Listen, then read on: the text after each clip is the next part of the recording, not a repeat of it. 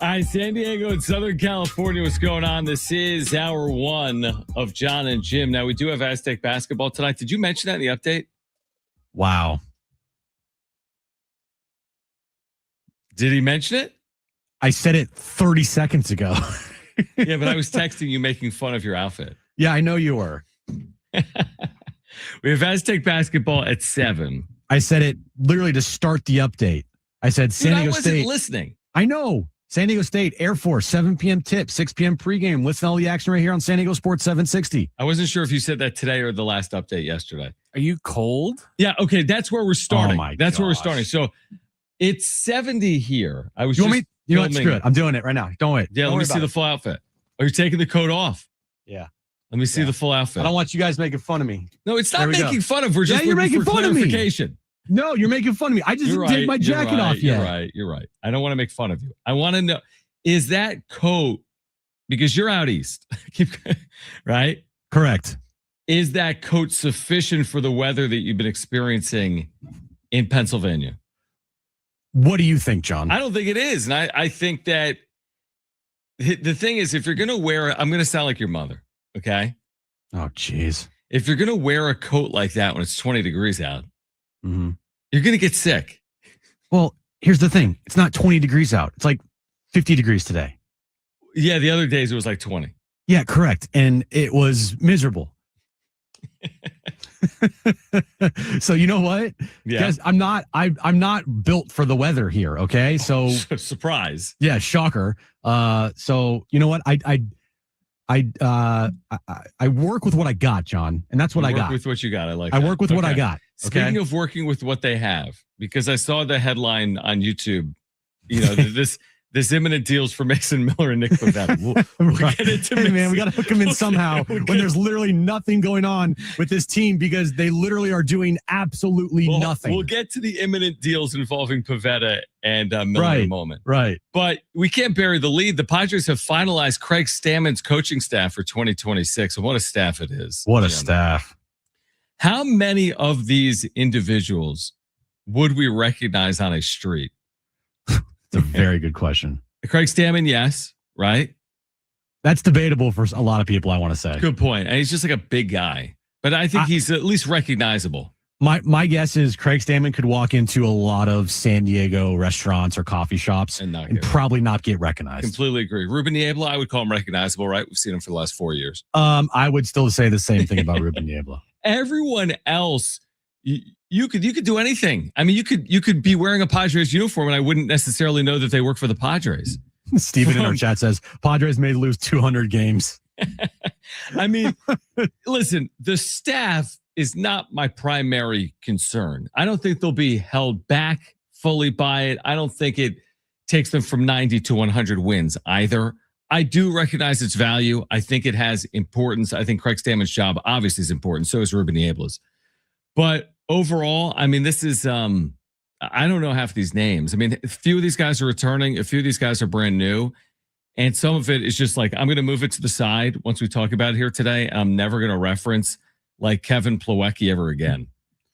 Here's what jumped out to me. When I read all these names, again, it's a list of who? 20. So it's a bunch of, it's the no-name coaching staff. Like, huh? I look at underneath the names, the designation, which has me rolling. Okay. So Ruben Niebla, he's obviously the pitching coach, but he's also given the title of associate manager, which I think we knew. So we got a little bit of a bump in pay, probably. We knew that, but I would love to see how many associate managers are out there in baseball. Okay. You get the bench coach, you got the bullpen coach, and Ben Fritz. Steven Souza Jr. is the hitting coach. Bob Henley's third base coach. Like you get the normal things, right? Mm-hmm. Third base coach, bench coach, bullpen coach, right? Yeah. This team has 4 hitting instructors. 4. Oh, do they? So Steven Souza Jr. is the hitting coach. Mike McCoy is not that Mike McCoy, but the Mike McCoy that's been on this coaching staff for a while. Mike McCoy is the assistant hitting coach. Mm-hmm. Pat O'Sullivan is an assistant hitting coach. And then Raul Padrón is a hitting instructor. They have 4 hitting coaches on this team. Huh? Well, then I love this. Vinny Lopez is the field coordinator, outfield, and base running instructor. Okay. Nick Punto is the infield coach. Kevin Plawecki is the catching coach. So he works with 2 guys. For Luis Campusano. Mm-hmm. Ryan Goings is the infield instructor. So they have an infield coach and an infield instructor. Wow. Peter Somerville is the game planning pitching strategist. Yeah, what does that mean? That's new and exciting. Let's get this first guy out. We have, yeah, exactly. Start from there. Yeah. We have Humberto Andrade as the bullpen catcher and coaching assistant. Okay. Alan Craig and AJ Ellis are special assistant major league staff in baseball operations. Okay. Which I think they already were. But still, we got 2, 4, 6, 8, 10, 12, 14, 16, 18 members on the coaching staff. 18. And 4 hitting coaches. Yeah, and I wonder, and does any of it solve Fernando Tatis Jr. going into a 3-month slide? Like this, right. Just having 4 hitting coaches. It's like, what's an analogy on that? It's like, I'm trying to think of something else. Like, you can give me all the support you want in the kitchen. I can't cook. Like, I'm sorry. I could have an assistant cook. If you're not cooking for me, you can give me the ingredients. You can give me the recipe. If I can't cook, I can't cook. Now, this is different because these guys theoretically can hit better than they hit in 2025. But are you saved by Raul Padrón and Mike McCoy if you're Fernando Tatis Jr.? I would say absolutely not. Absolutely not.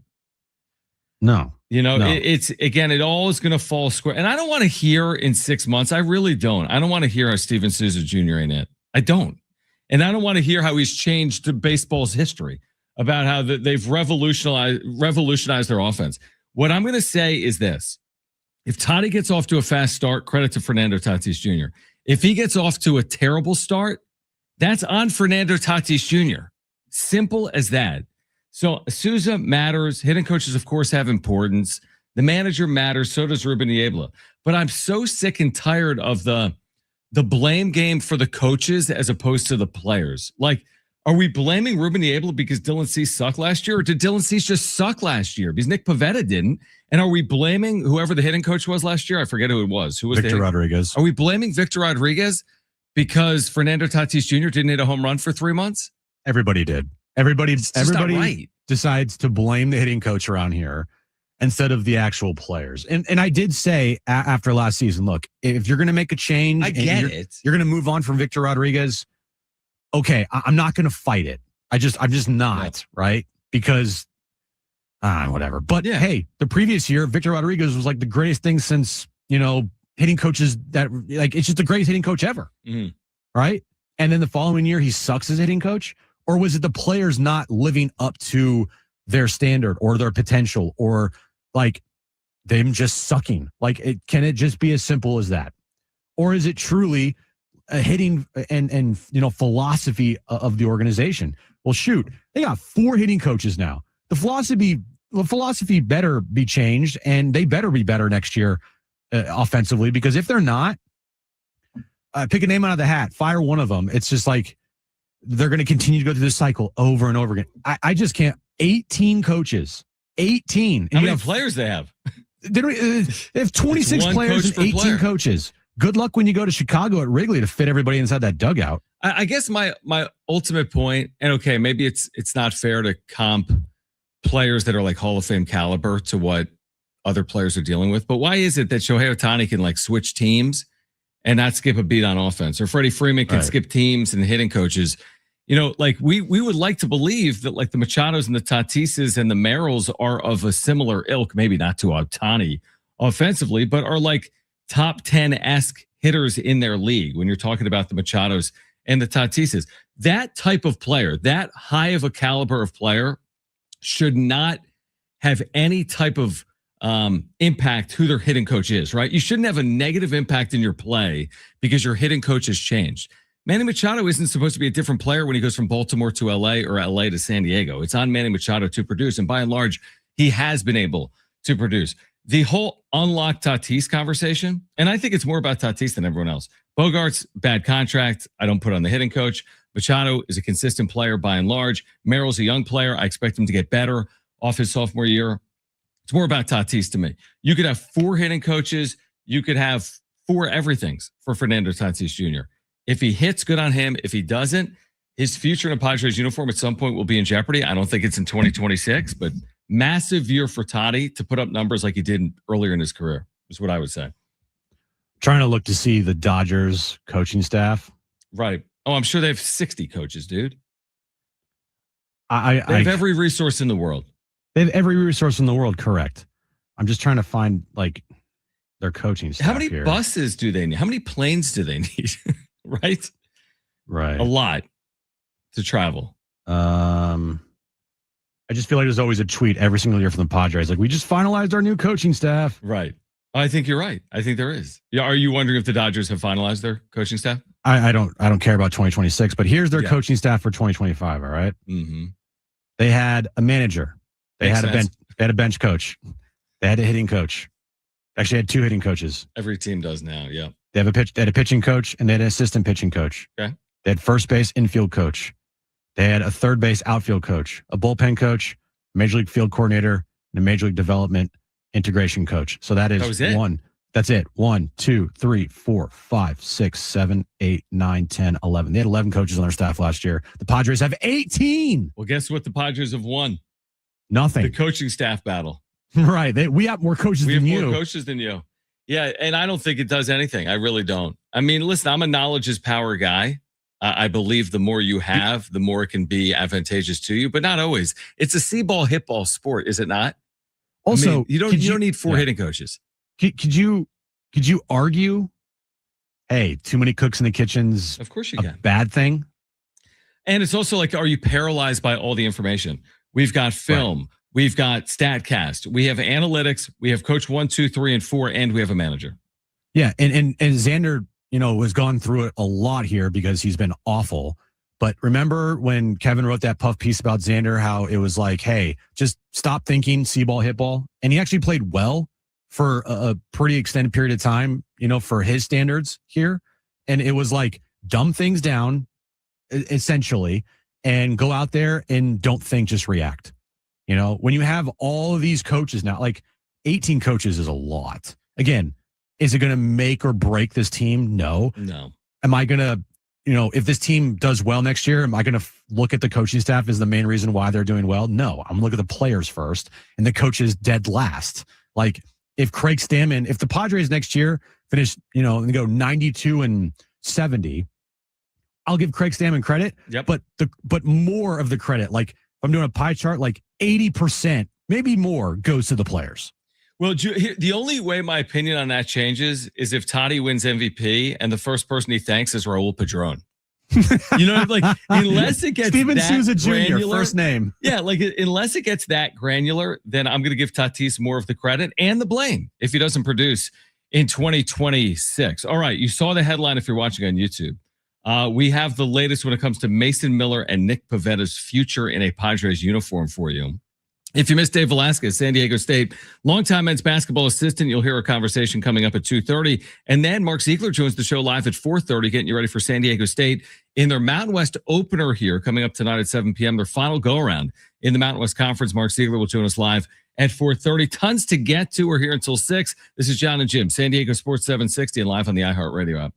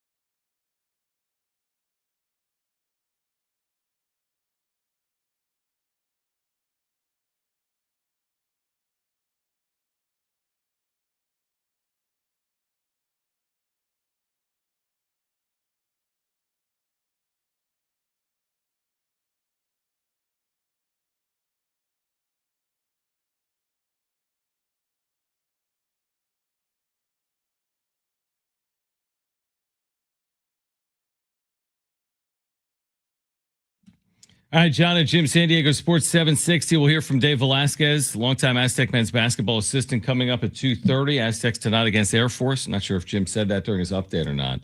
Earlier today. Are you a this is a weird question. I always ask you questions, right? You always preface by saying this is a weird question and then ask me a question. Are you a live stream guy? Am I a live stream guy? What do you mean? Like, are you like one to, would you watch the construction of like a ballpark? No, I wouldn't. Well, I definitely would, by the way. Because you're a weirdo. The reason I ask. I would like tune in. I would just check it out, maybe. I would check it out. Yeah, like if the Niners are building a new stadium, or the Warriors, or the Padres, right? I would check it out for like 3 seconds. Yeah, I'd be like, oh, cool. They've built like the ground from the ground up. It's going up. Because I remember when there was a live stream of Snapdragon, I checked it out. Yeah. Oh, I had it on like. Are you like watching it like not like nonstop? Yeah. I would have a second screen for stuff like that. Yeah, I love that.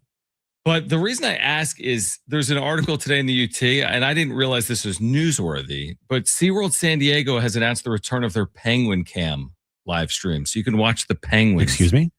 Yeah, they have penguins, and you can just watch them it says on phones, computers, and other internet devices. Is that weird? Like, what are you doing? I mean, just watching them? I'd watch that. You'd watch the penguin live stream. Jeff West has a good point in our chat. I'll do the same thing as Jeff does. Like, I like watching time lapses. Oh, I love a good time lapse, dude. So give me the time lapse. Like, give me when it's completed, and I'll watch the minute 30 video, 90-second video of the time lapse from the beginning until the end. But no chance am I tuning in to watch live updates. But so I'm with you on the construction. I think that makes sense. But is there do you see a reason to watch penguins? I mean, they're cute and adorable. Yeah, they are. And you could see penguins playing around with each other, and that would be fun to watch. I don't know. Okay. You're going to get mad, John, but they do a hell of a lot more than pandas do. Oh, they're kind of a shot. They at least swim around and I would stuff like that. And they slide on their bellies down the hill. That's awesome. I'm just wondering. This one movie said they can break dance. Dude. Okay. I heard it. Well, this says, by the way, that people will be able to watch them resting, waddling, interacting with staff, and mingling. Yeah. Okay. Sign me up. I'd watch that. All right. Well, I'll send you the link when it's up. Thanks. All right. So speaking of a live stream, we're doing one right now on YouTube. You can search for Jon and Jim 760. The headline of today's live stream, Jim, and I'm curious as to why you wrote this, is basically the futures of Nick Pivetta and Mason Miller. I don't even know what it says, truthfully. What does it say? Tell me what the headline is for this video. It's literally right in front of you. Padres shopping Mason Miller and Nick Pivetta as Preller faces pressure to make a move. There you go. So what do you think of it? I mean, I think it's a very good clickbaity headline. Damn right it is. Now, my question is there any news, new news on Mason Miller or Nick Pivetta and the pressure that AJ Preller is facing? Let me answer that for you. I mean, I could do a headline hey, Wednesday Friday. show. Yeah, exactly. I mean, other people do that, and it's like, what are you doing? Right. But I like to give a little intrigue, and it's not. I mean, is it wrong? No, it's not wrong because it is like a perpetuity thing, right? Will they move Mason Miller? Will they move Nick Pivetta? Is that what you're saying? Those names have been brought up a lot recently. And I think whether it's, a 5% chance or a 55% chance, I still think it's greater than a 0% chance that either of those players or maybe both of those players could move this offseason. Talking about Tatis and Lindor, those were 0% chance, moves. At least talking about Miller and Pivetta, there's a greater than 0% chance those guys could get moved. And I do think that, those names are going to be the hot names until we find resolution or until there's resolution on, what AJ's going to do this offseason and what moves he's going to make to build out this roster and hopefully make this team competitive next year for all Padres fans. Because right now, there's not many avenues to go down other than trying to trade some assets that you already have, because they're damn sure as hell not going to go out and spend any money. with the team up for sale and John Seidler in charge, like no chance. Way better than a 0% chance. I completely agree. I mean, there might be a decent likelihood that one of those players does move. I mean, we may not love that. Some of it I would understand. I mean, the Pivetta thing is he's got 1 year before he's a free agent. You might say, well, no, he signed a 4-year deal. No, he signed a 2-year deal because he can opt out at the end of 2026. So what Preller has typically done with players that aren't under control long term is he will consider moving them. We've seen that before. We saw it with Juan Soto, obviously. So we've seen that a countless number of times. So, yeah, I wouldn't be, it's certainly well above zero. And I'm with you. The Lindor thing made no sense. It's not happening, was never going to happen. But something like Nick Pivetta or Mason Miller. And the Mason Miller thing to me would be more perplexing because he's under contract for the next 3 years. And you just traded away DeVries for him. Yeah. But Pivetta, who was the other name we heard? We heard Laureano. We heard Jake Cronenworth. I mean, Laureano makes sense. 1 year. Cronenworth makes sense. And the whole argument, and we can get in this later in the show, the arguments for Jake and Ramon Laureano, those make a ton more sense if you're trying to compete in 2026 than Miller and Pivetta do. Mm-hmm. I mean, you could obviously get more for Miller and Pivetta, but are you getting better players than those players that you're trading away?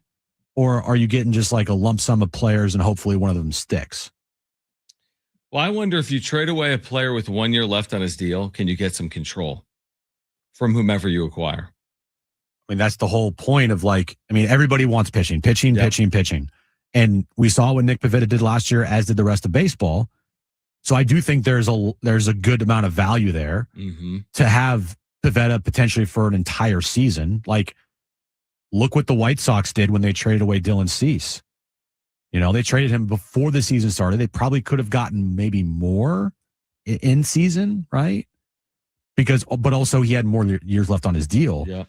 But I mean, you trade him before the start of the season, and what did Preller trade away? A top prospect, top pitching prospect, right? That was borderline major league ready. That's controllable for a long period of time, and I think that might be something that AJ's looking to do. Is, hey, Pivetta for 1, Miller for 3. Can I get maybe 2 pitchers and maybe a position player that are under control for like 5 or 6 for those 2 guys that can be in this rotation for long term instead of having Nick Pivetta for just 1 year?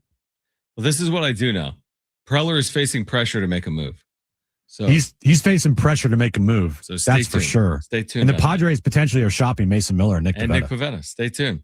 We'll get back to the Padres after we hear from Dave Velasquez, San Diego State, longtime men's basketball assistant, as the Aztecs get ready for Air Force tonight. And the number 1 team in the nation on Saturday, that's the Arizona Wildcats. So we'll hear from Dave Velasquez. On the other side, Mark Ziegler with more on the Aztecs at 4:30. We are here until 6. This is San Diego Sports 760.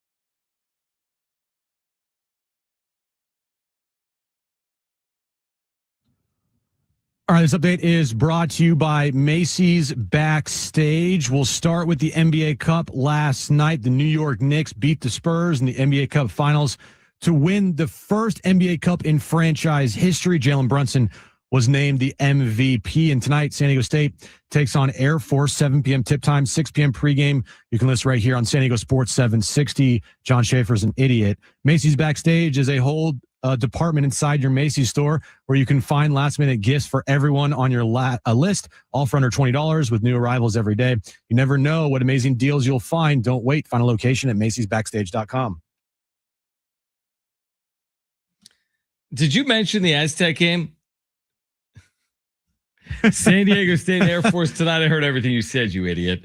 Well, good. Got your attention. It's the only way you're going to listen. Call you an idiot. If you missed Dave Velasquez, San Diego State longtime assistant to Steve Fisher and now Brian Dutcher. We had him on to talk about tonight and this weekend. We started the conversation asking about the progress the Aztecs are making on the defensive side. I mean, we're making strides on that end of the ball. You know, I think it's taken us time to get back to where, you know, we'd like to be defensively. And I think some guys with their injuries and not having enough time to get into a rhythm just because of everything that they were going through. I feel like now we're getting into more of a rhythm at practice, which allows you to then play better in games. And I feel like since we got back from Vegas, I feel like our practices have really done a much better job of having a focus on getting better defensively and taking more of a stand, taking more pride, having back the San Diego State mentality that's defense wins championships. And that's where we're at, right? We're trying to get to right now, and we're growing towards that every day.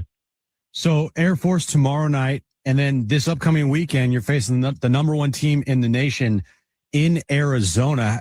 You know, how easy or how difficult is it to keep your team on track here to make sure you don't look past Air Force tomorrow night, that you stay on the course here and make sure that you guys don't, you know, look ahead towards, you know, Arizona this upcoming weekend? You know, one of the things is we're trying to win them out west. And the other thing is that last time we played Air Force at their place, it took a game-winning basket. So there's not like, to me, it's one of those things where our guys have to understand, and I think they have done a great job of locking in on the scout.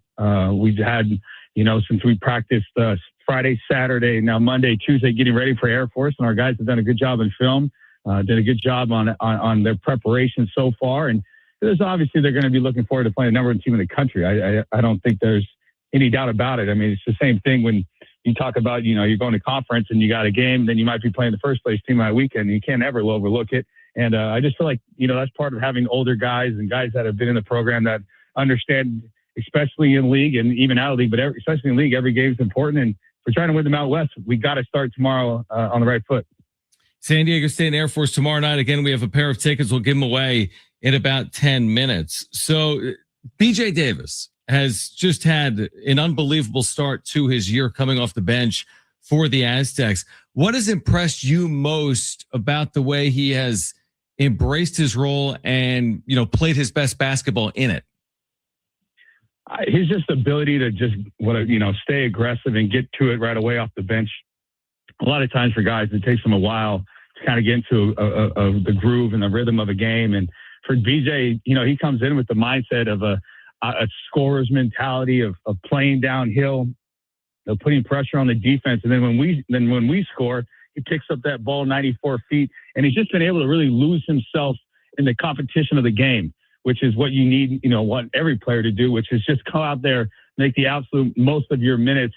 And it's been interesting to see how consistent he's been in doing that off the bench, you know, and everybody has a different role for our team, but for his role to be that consistent so far, and we got to continue to try to keep him that way.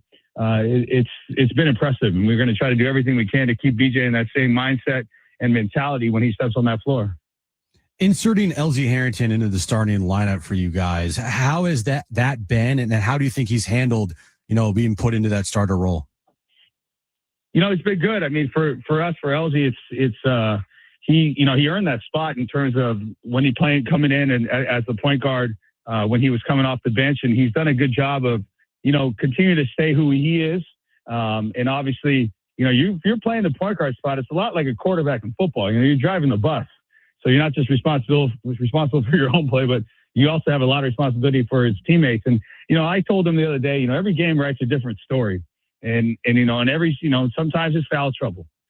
Sometimes it's, maybe the other team's doing something that's making you uncomfortable, but every game has this different story. You just got to stay the course, continue to learn. He's a freshman. He's a freshman playing around a bunch of guys that have had a lot of time out there, but for what he's doing as a true freshman, not a redshirt freshman, he hasn't been in college very long, but for him to come in and do what he's done, he's shooting the ball so well from the field right now. And, he's going to continue to get better at that point guard spot. And we have a lot of faith that his best basketball is in front of him. Dave Velasquez, San Diego State men's basketball assistant, with us right now on Jon and Jim. Again, we'll give away Aztec tickets in the next handful of minutes for tomorrow night. We've touched on this. You've talked about it ad nauseum all year and off season. The depth. And right now, I think the Aztecs are averaging 42.5 bench points per game, which is insane. It's one of the top totals in America. Can you speak to the complexities, though, like the benefits of the depth, but also the challenges of the depth right now and moving forward? Yeah, I mean, I think there's both. I think that's fair to say at this point. I mean, I think when you look across box scores across the country, you don't find 11 guys consistently playing, close to double-digit minutes every single game. And the hardest part is, and this is where you got to give them all a chance in that first half. And then as that goes, that's when Coach Dutcher can not necessarily shorten, but kind of go with guys a little bit longer. And what ends up happening is those first guys, some of them might have been playing pretty well or might need to play longer. But if you're being honest and giving everybody, who's earned the right going into that game opportunity to play, it sometimes can get in the way of some of the other guys that might be out there playing. Now, it's something we're continuing to manage. It's something that we're continuing to look at. But with what you had just said, it's obviously working to a degree. Yeah. I think it's I don't know if this is a fact or not, but I heard Coach Dutch say the other day, I think we're number 1 in the country with points off the bench. I don't know when that became a bad thing, and I think that's, to me, that should be looked at as a positive. And again, you have to realize too, right now we have, those 11 guys are healthy. And when you're coaching a basketball team, you don't always have that. And so we have that depth right now, and it's going to continue to help us. And to me, it also helps us we play so hard defensively, or we're supposed to play so hard defensively. It's not always been at times this year, like you mentioned, but it's hard to play big minutes. I think if you look at Coach Dutcher's career, since he's been the head coach, there's not very many guys. It's a handful of guys that actually average over 30 minutes a game anyways. And so you have Reese, I believe Reese and Miles Bird are both averaging 28 minutes apiece right now. I mean, that's close to those high minute guys that Coach Dutcher usually has. So it's not that far off. It's just there's more of a mix of guys between 15 to 20 than you usually see. Is it fair not to compare the team to what played out in 2022-23? Because that's unfair, obviously. I mean, in 2022-23, we didn't know how it would finish. It would end up in a national championship game. But are there some similarities with depth where you have future All-Americans coming off the bench that year in Jaden Ledee, and you had unbelievable players, the Micah Parishes, the Iguoka Ropes, and that team had so much talent and it had so much depth. Are there similar conversations or similarities because of the depth you enjoyed then that what you're experiencing right now? I think you know me well enough. I don't like to compare too many teams to that team, however, but I do think the one thing that's is a similarity to have this conversation is you never really know who's going to finish that game. I don't think tomorrow night we don't know who the 5 best guys that are going to finish that game. Now, it's not always going to be the starters. I've used this example 100 times with this team. When the final shot was hit by Lamont Butler, I believe there was only 2 starters out there, Lamont Butler and Nathan Mensah. Those other 3 guys that are in the game are coming off the bench. So to me, it's, that's where the depth really helps you in terms of that night, that game, that team, whatever, those 5 guys, that finish the game could be different almost every single game. And I think if you look at that NCAA tournament run, I think it was different for every single game almost, in terms of who the 5 guys have finished. So in terms of, we don't know which guys are going to probably finish the game, which I think is a good thing. I think our depth it's really going to help us out. As the Mountain West conference schedule is grueling. I mean, it just is. And we're not even close to there. It's like, with this 1 game a week thing and, the 9-day break early in the year, it just hasn't felt like we're we're just getting game after game after game. I mean, we're 6 days removed from our last game, still talking about it. And then moving forward, in our next 6 days, we'll play 3 games. We'll play Wednesday, Saturday, Monday. And so I just think, as the season goes and games pick up and things happen, I think our depth will be a huge strength for us. Reese, so far this year, he's played well, and there's some times that he's struggled a little bit. How difficult is it to return after a full year off and then to be expected to go out there and be that same player right away, that you were before the injury that he had last year? Yeah, I mean, I think what he's done is, you just kind of feel the ebbs and flows of a little bit of a coming back from injury, in terms of some nights are good and some nights aren't as great. But you just have to continue to trust the process and continue to put your head down and work. And the thing that Reese has coming for him that's a little different than most people is when he goes on the scouting report, I mean, he's known as the one guy you don't let them get going. Don't let Reese Waters start to get comfortable. So the scouting report's to not let him get going. And there's, there has to be times and ways for him to somehow find a way to get in rhythm when the other team's entire scouting report is don't even let him catch the ball. I mean, he's already had 2 games this year where it felt like he was just denied all over the floor. And just, hey, let the other guys beat you. Well, as time goes, I'm not sure if that's the best scouting report for our team, as we just talked about the bench points and the firepower from other places because of the depth. And so it'll be interesting to see how teams scout Reese. I think that has a lot to do with it. But Reese is a guy, he's one of those guys when you're around him every day and you see how good he is at practice every day. Like, this is going to be a great sigh of relief. We're going to feel so happy for him when it happens because we know it will happen.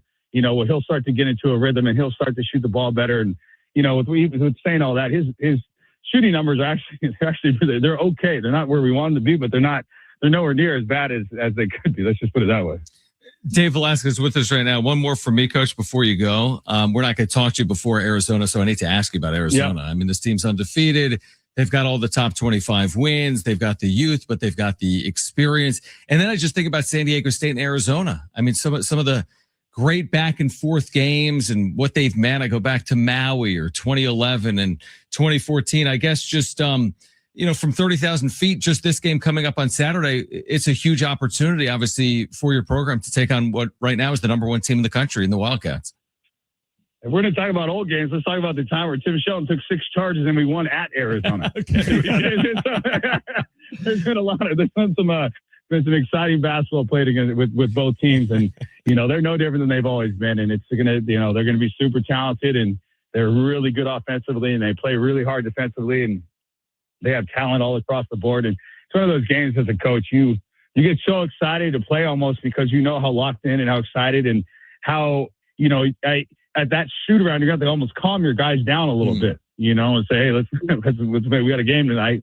Let's not get too fired up. And it's a great opportunity for us. And like an old Coach Steve Fisher line, opportunities are seldom labeled, and there's others that come with a big red bow on it. And with Christmas coming around the corner, I felt like that was appropriate because this Arizona game is coming with a huge opportunity for us with a big red bow on it. Great conversation with Dave Velasquez yesterday right here on Jon and Jim. We're going to hear from Ken Rosenthal on the other side. Ken Rosenthal on the Padres' chances in 2026. And then we're going to get to the NBA Cup. Was it a top 3 NBA Cup ever? Was it a top 3 NBA Cup championship game ever? We'll top tell you. 3? Wow. We'll tell you coming up later on Jon and Jim. Stay with us.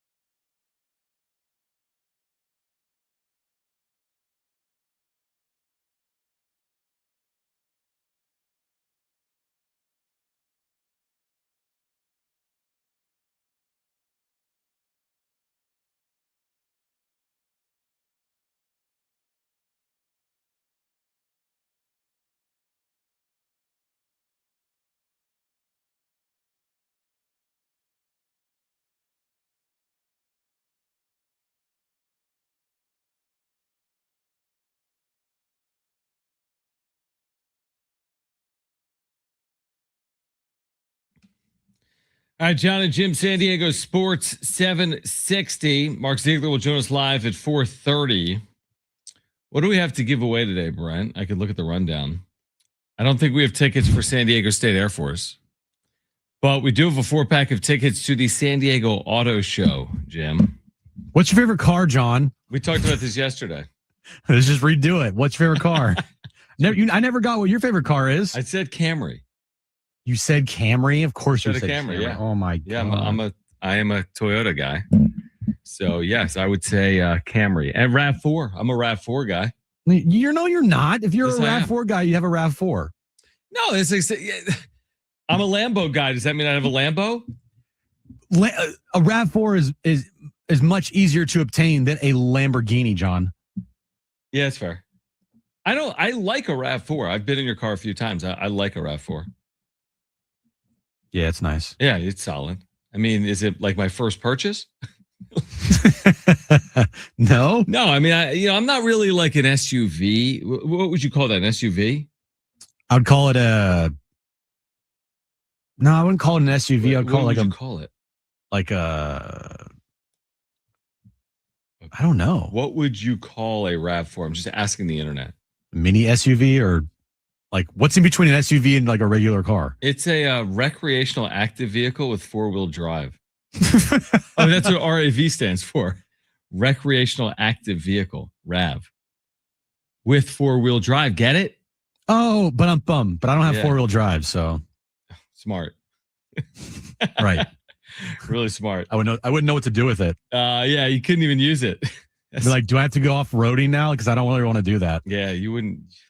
4-wheel drive, that's not going to come in handy for you. I promise you that. It won't, no. Not out here in Southern California. Not in Southern California, no chance.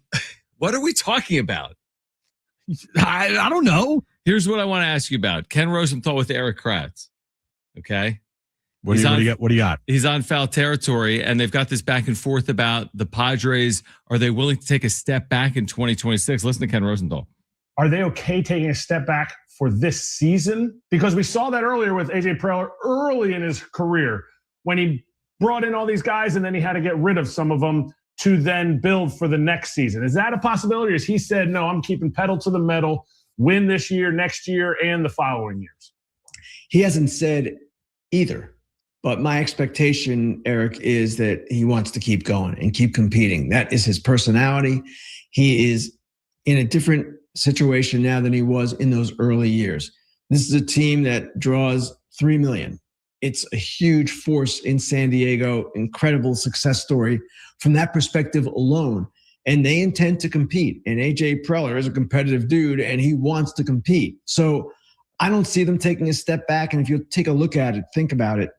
They've got Machado, Tatis, and Bogaerts to huge contracts. Why would you be taking a step back with those guys still in play for you? So I don't see it happening. Now, maybe in a couple of years when Machado and Bogaerts are that much older, you think about such a thing, and maybe they would love to offload a Bogaerts contract right now. But as far as taking a step back, that's not what I see them doing at all. I heard title. Turn on your mic, idiot. I heard blockbuster after blockbuster move and massive signing after massive signing. Bring on Bo Bichette. Bring on Kyle Tucker. Bring on Framber Valdez. Sign JT Realmuto. Who else you got out there? Michael King. Bring him home. Bring back Michael King. Bring him home. Yo, I'm looking at what?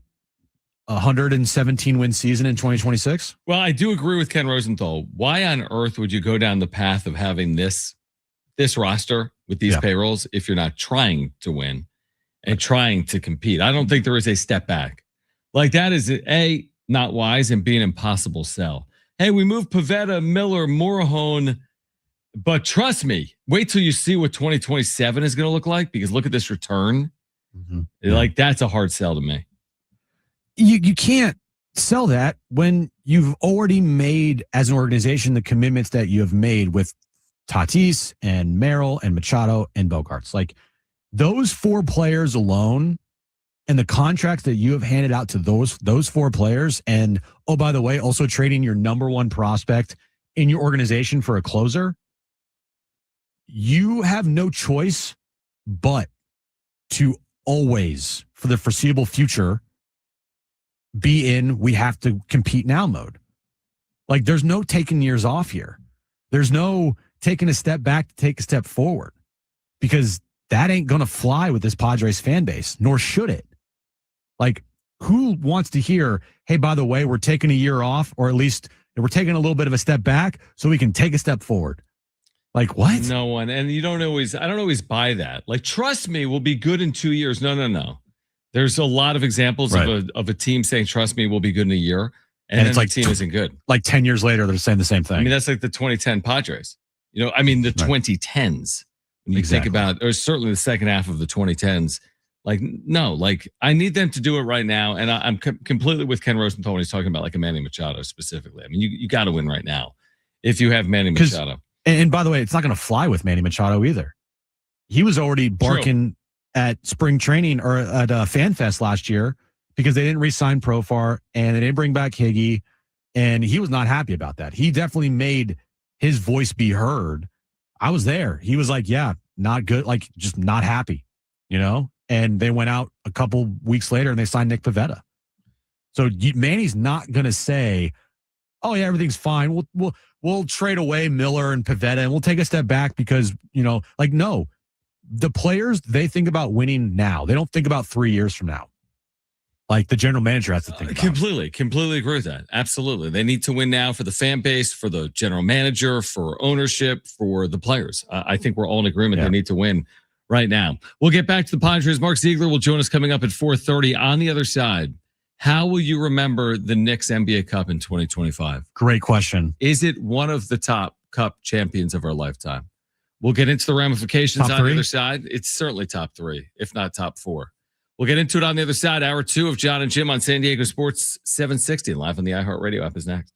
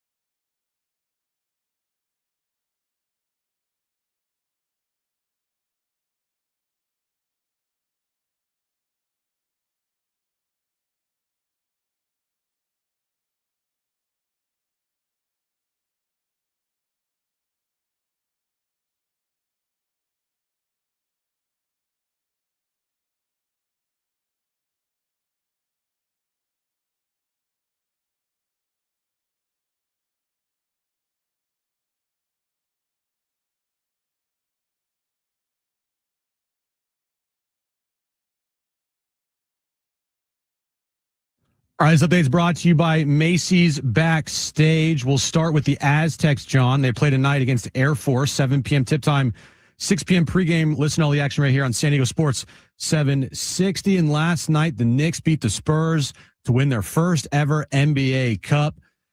The first one in franchise history. Jalen Brunson was named the MVP. Macy's Backstage is a whole department inside your Macy's store where you can find last-minute gifts for everyone on your list, all for under $20 with new arrivals every day. You never know what amazing deals you'll find. Don't wait. Find a location at Macy'sBackstage.com.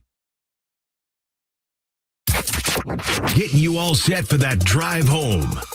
Let's just start the show. Here's Jon and Jim.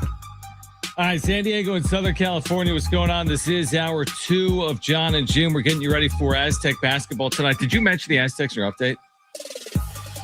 No, I didn't. Okay, Aztecs and Air Force tonight at 7. Do you know who's doing pregame tonight, Jim? There's a trivia question for you. Good question. I don't. Well, why don't you guess? Fletch? Is he solo or is he with a co-host? Good question. What is it? He's with a co-host. Oh, must be nice. You? No, it's who is you. it? They didn't tell you? Sammy. Oh. No, it's you. You have a long Me? career as an Aztec pregame host. I didn't know that. Some of your best moments on this station. We're I've doing I've only pre, half, and post. I've only done pre, half, and post for football. I don't think I've ever done basketball before. What are you talking about? We did like 20 shows in like 2020 together. Oh, that's right. You're such an That's idiot. I am an idiot. We I do legit remember did that. outside like 10 shows at least one year. I do remember that. Yes, that was like one of our first time, like some of our first shows that we did together. Yeah, I'm sure those were great. They weren't even shows; they were just pre and post and half. Yeah, I wonder how you ended up doing those. I don't remember. I'm not sure. There is a picture of us. I think it was the first picture we took together. The white quarter zips. Yeah, the white quarter zips. Show me that. Where is that picture? Somewhere. I don't know. On the internet? Probably. Problem with the internet, man. It doesn't go away. It's somewhere on my phone too, but Yeah.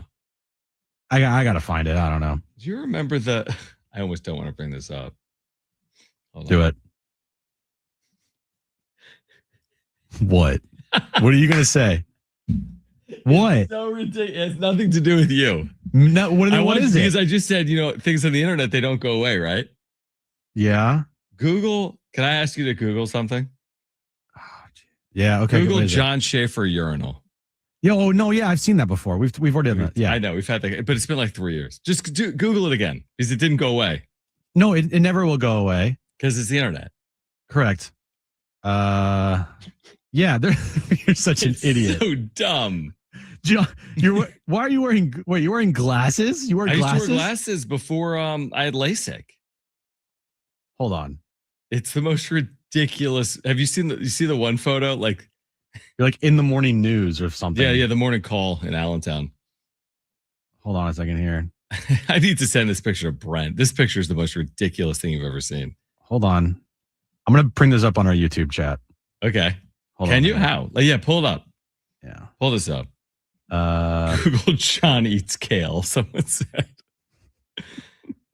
Yeah, pull this up on you. Find us on YouTube right now if you're not driving. Jon and Jim 760.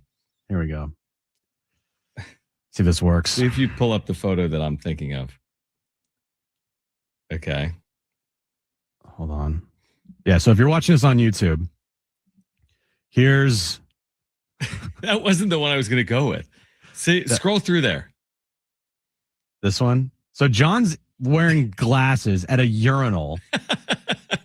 It was to promote a urinal video game at a minor league baseball stadium in Allentown, Pennsylvania. Keep scrolling. What is Okay. that? You're like, you look so weird. Do I? Yeah. I kind of do. Oops, You I look like can't- you're voting only in a bathroom. Definitely. I definitely do. It was a different time. It was like pre-COVID, pre-internet. How did you get onto this? How did I get onto this? Like, how did you think of this? Because I don't know. I just said something like, you can't get rid of the internet. Or so. I don't even know.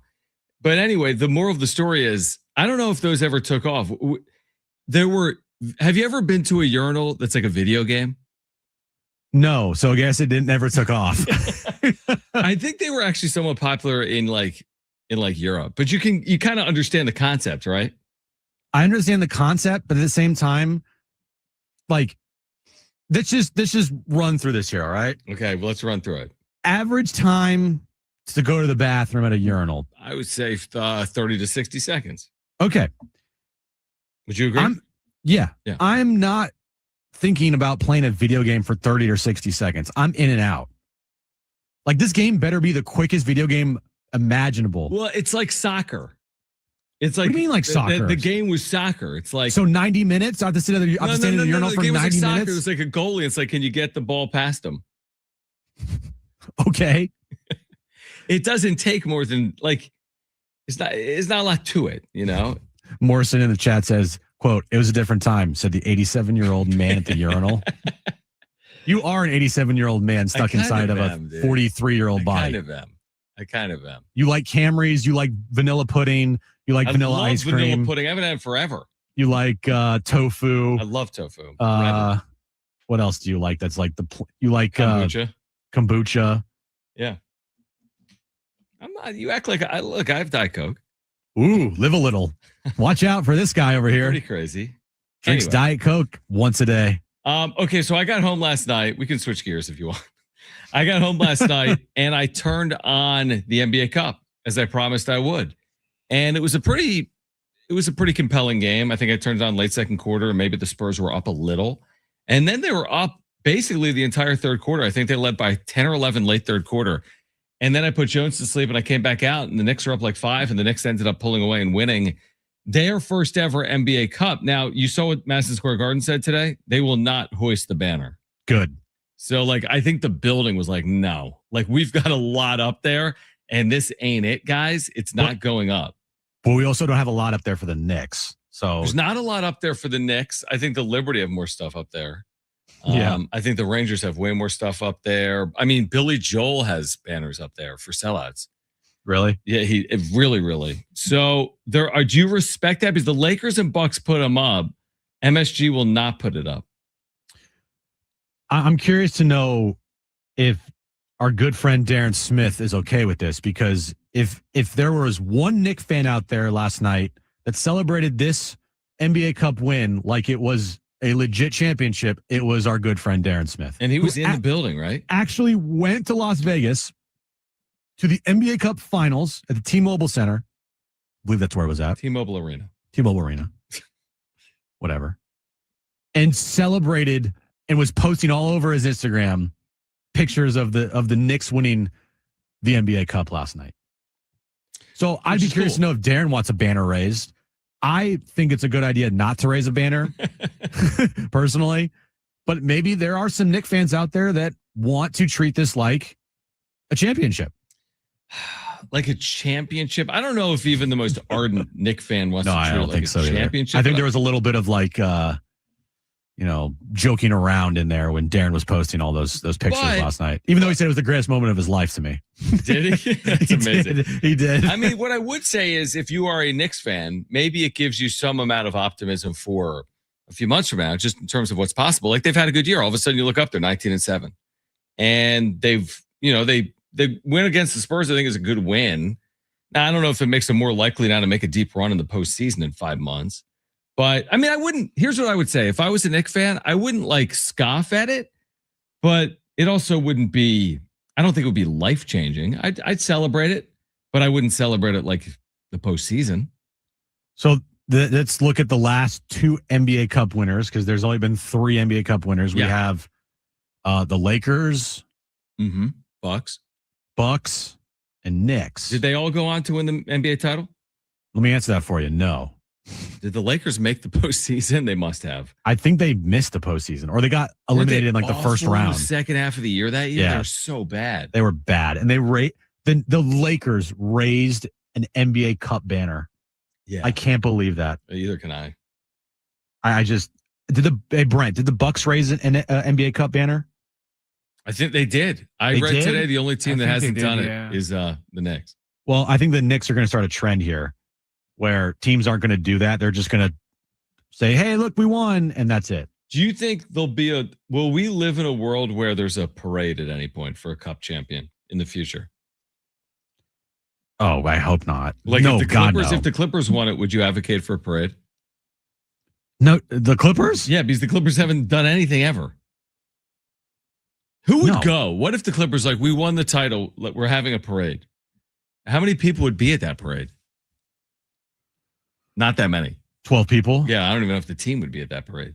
Like, no parades, no, like, just. What do you want to see change with the cup moving forward? There's no cup. Eliminate it. Just eliminate it. Because, I mean, look, full transparency, like, You didn't watch? I didn't watch the second last. What? I didn't watch the second. This game was must watch. I had other things I had to do. But Like what? just things. I had things to do. Okay. Like, it doesn't, for me personally, it doesn't have any like intrigue to the point of like, I have to figure out a way to watch the game. There's nothing there that intrigues me. Now, again, I'm not a Knicks fan or a Spurs fan. So maybe, Darren, who is a Knicks fan, decided to go to Las Vegas to watch. My guess is because the tickets were pretty reasonable, right? Yes. And hey, if they're in Las Vegas for an NBA Cup, reasonably good tickets, get a flight to Las Vegas for like $100 tops, right? Stay a night in Vegas, like come back the next day, easy trip. It's going to cost not a lot of money relative to if the Knicks were in the NBA Finals and you had to buy and you wanted to see the Knicks in the NBA Finals. One ticket's going to cost more than an entire trip to Las Vegas would to watch the Knicks in the NBA Cup. So I get it. But again, it is what it is. It's an exhibition game that doesn't even count towards anybody's record. So you would say it's I know it's an exhibition, like technically, like it is not a regular season game. The stats don't count. You're talking about the championship. But would you call what the Knicks accomplished yesterday an exhibition? Yeah. Because it's exactly what it is. Yeah. Like, what if in an NBA Cup final game that doesn't count, doesn't go on anybody's record, it's an extra game for both teams. Right. The Someone stats scored don't, 82. Someone scores 103 points. Yeah, what would you do then? Like, the most points in NBA history doesn't count because it's an exhibition game. It's a good point. Now, again, I don't think anybody's going to score 103 points. But even ever. like 70 or something ridiculous. It's never done. Right. Some crazy number. Yeah. Right. Like, I don't know what, the most assists ever in a game is. My guess is it's close to 30. 30 probably. Yeah. Somewhere in there. So, like, what if someone has like 32 assists in a game? I'm just throwing out some random numbers, right? Like, they break a record what if Wemby last night had a quadruple double? Doesn't count. What if he had like 40 points, 15 blocks, 10 assists, 15 rebounds? That'd be one of the best games of NBA history. Doesn't count. No, I mean, you bring up some good points. By the way, Scott Skiles, who's been a head coach, right? In the NBA, play with the Magic. I know the name, yeah. Why? He had 30 in a game. That's the NBA record. In 1990, he had 30 is insane. 30 is insane. 30 is absolutely insane. You make good points. I mean, I would kind of count the stats. I don't see why the stats shouldn't count. The semifinal stats count. I know. The quarterfinal stats count. Yeah, and it's hard to make the stats count and not the win-loss map count because you can't make the win-loss count because this is an extra game for both teams. Right. So if you made the stats count, you would need to make the win-loss count, and then both teams have played an extra game, and that would mess up with standings and everything. So you can't do that. So you like literally cannot have anything count from this game because if you did, then every other team would need to play an extra game. Yeah, which we don't need. We don't need more regular. No, we don't. No, we don't. All right, we're going to get back to the Padres coming up. Mark Ziegler is going to join us at 4:30. Mr. Beast has an idea, Jim. No, maybe say Mr. Beast joins the show. No, that would be amazing. Someone has an idea for Mr. Beast to forever change college football. Oh, perfect. And we will share it with you on the other side. This is Jon and Jim, San Diego Sports 760 live on the iHeartRadio app.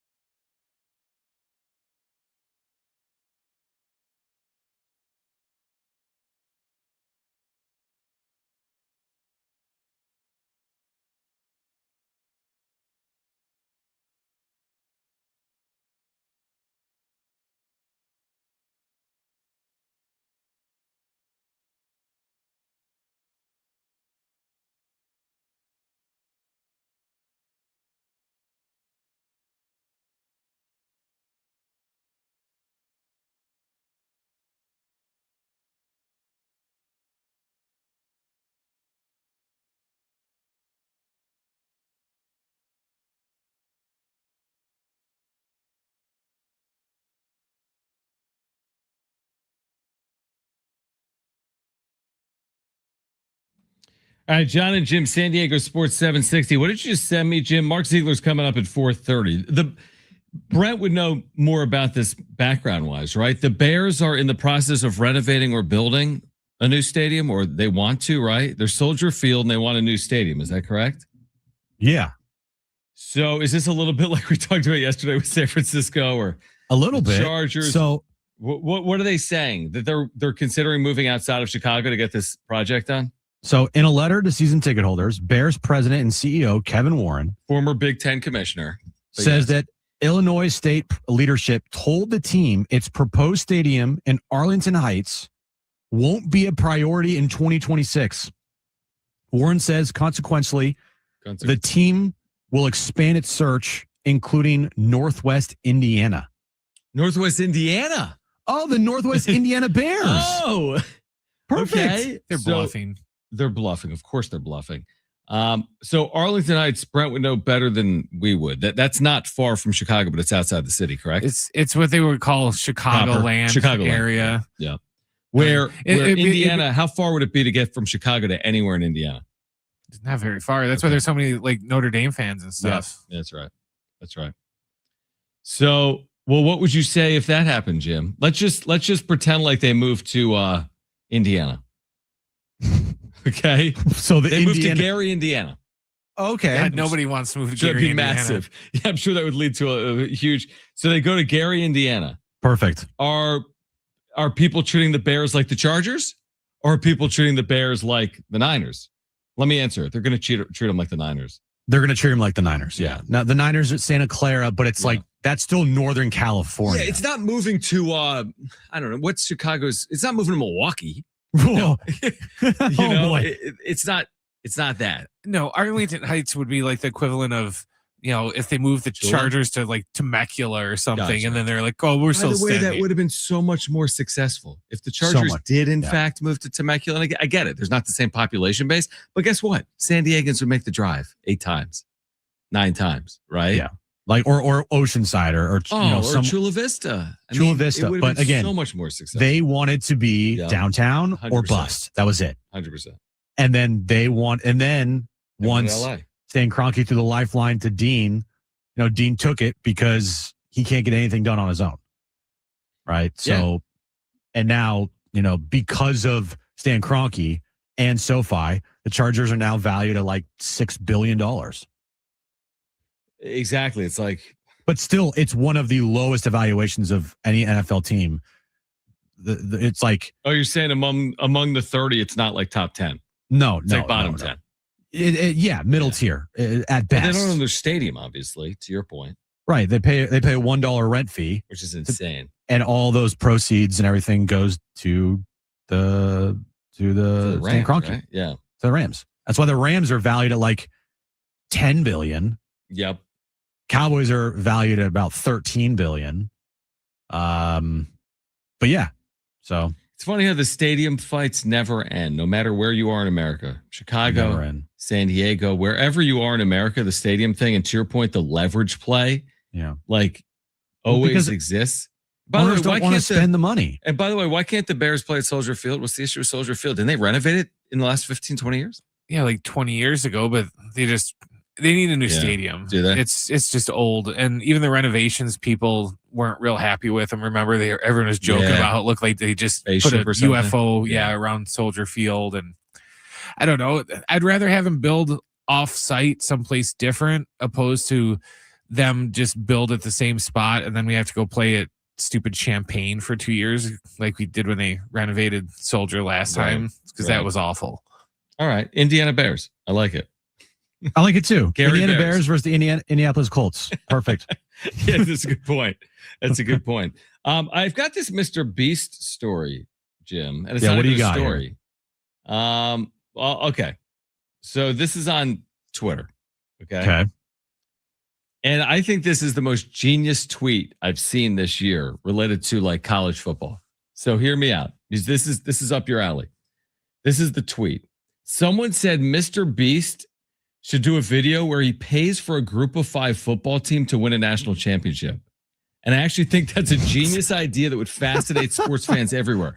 So if he just took like $35 million and said, Marshall, Anything you need is covered. You need a $6 million quarterback? I have you. You need a $1 million edge? You are covered. We will put every possible resource into Marshall football. You will make the playoff, and when you get there, you will compete and win in the postseason. Do you like that idea?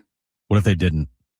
Yeah, but what if he just kept doubling down? I mean, even if it took 3 to 5 years, what if it took there's a scenario where with real money, you could probably win like a national championship, right? Or maybe win playoff games? Potentially. Maybe. Right? Maybe. I think it's a fascinating idea. It is. Because all Mr. Beast would need to do, by the way, his name is Jimmy. Did you know that? Yeah, that's right. I did know that. Yeah. All he would need to do is basically make one YouTube video, and then it would pay for, that's what I'm saying, a full season of NIL. And what if you made multiple videos? Again, that would pay for then some. I mean, right. I'll just go to his page right now. Yeah. All right? How many? He's got the most followers in the world, I think. Right.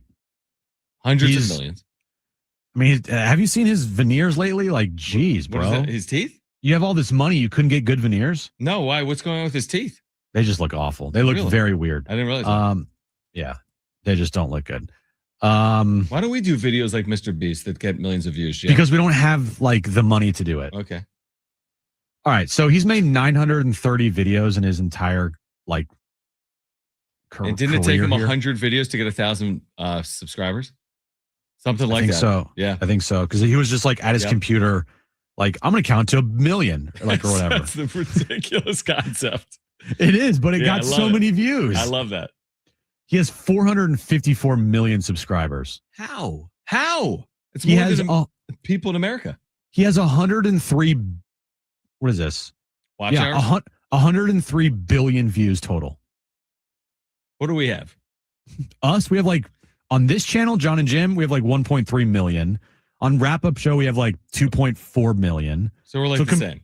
So combined, we have around 4 million total views for Jon and Jim. Mr. Beast has 103 billion. So you're saying he's got he's been more popular. I'm just looking at some of his videos. 100 pilots fight for a private jet.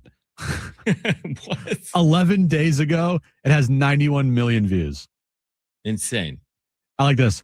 100 people versus world's biggest trap 1 month ago. 88 million. Here's a good one. Survive 100 days trapped in a private jet and you keep it. Dude, we need to get him on the World's show. fastest man versus robot. His most popular video of all time.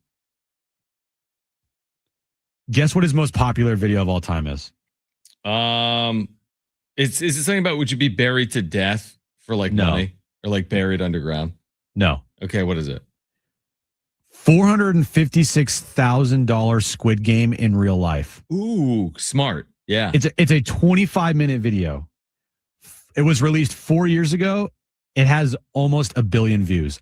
It has 891 million views on that video. We should do something similar. Yeah. The other night, by the way, since we're down this YouTube rabbit hole, have you ever heard of Miss Rachel? I have not. Well, Aaron was telling me about this. She's like, I could be the next Miss. I should have been the next Miss Rachel. And I'm like, who the hell is Miss Rachel? Mm-hmm. Because Aaron is an SLP, a speech language pathologist. And SLP. Everyone knows that. Yeah, I just said that she helps children speak that can't speak or helps and husbands. But continue. That too. So Miss Rachel, she was telling me about her last night. She has 18 million subscribers on YouTube, and she's only made 120 videos. But her most popular video has 1.7 billion views. How? It's Baby Learning with Miss Rachel. First words, songs, and nursery rhymes. Incredible. It's an hour long and has 1.7 billion views. Honestly, if this doesn't work out, we should do a baby nursery rhyme channel. I know. That would be great. I'm not opposed to that. Mr. and we could compete with Miss Rachel with Mr. and no. We could just say Mr. Jon and Jim. Do you know how to say mama? Do you know how to say shoulder surgery? Can you say shoulder surgery? Shoulder. Like, oh, man. Exactly. There we go. I can't say it. All right, Mark Ziegler's going to join us at 4:30. We're getting you ready for the Aztecs. Also, on the other side, the latest in the Sharon Moore saga. There is an update there. Here until 6 p.m. This is Jon Jim, San Diego Sports 760, live on the iHeartRadio app.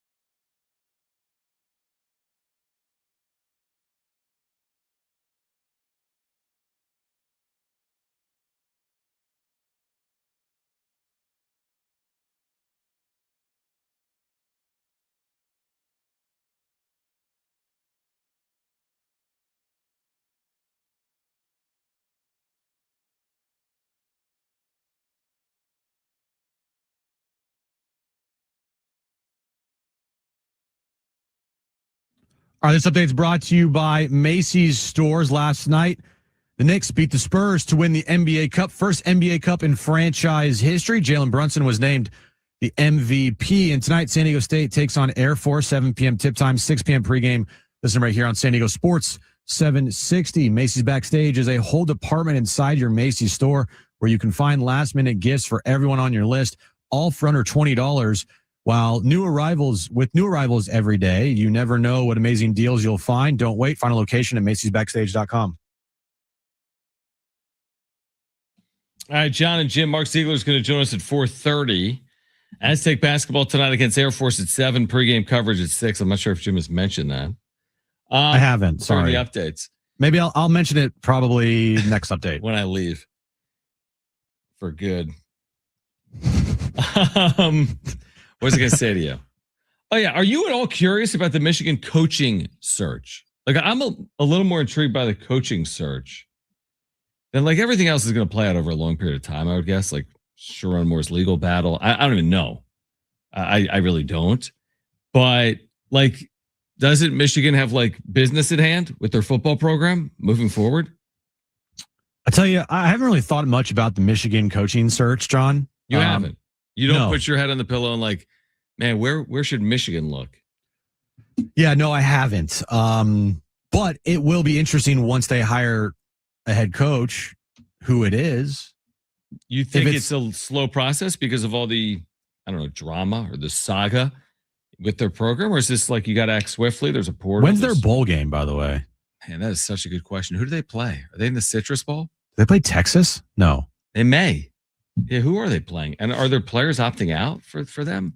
Oh, probably. Because of everything. It's Michigan, Texas.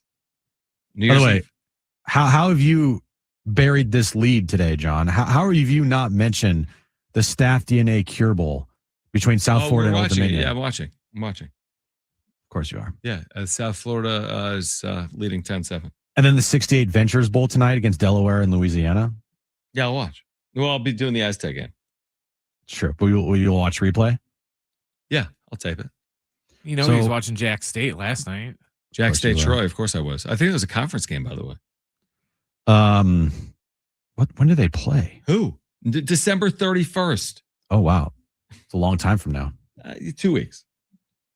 Oh, wait. Yeah, you're right. I thought it was, duh. It's December 17th, Jim. Yeah, idiot. It's not that bad. Like all the other bowl games are literally like 2 weeks away. Later, yeah.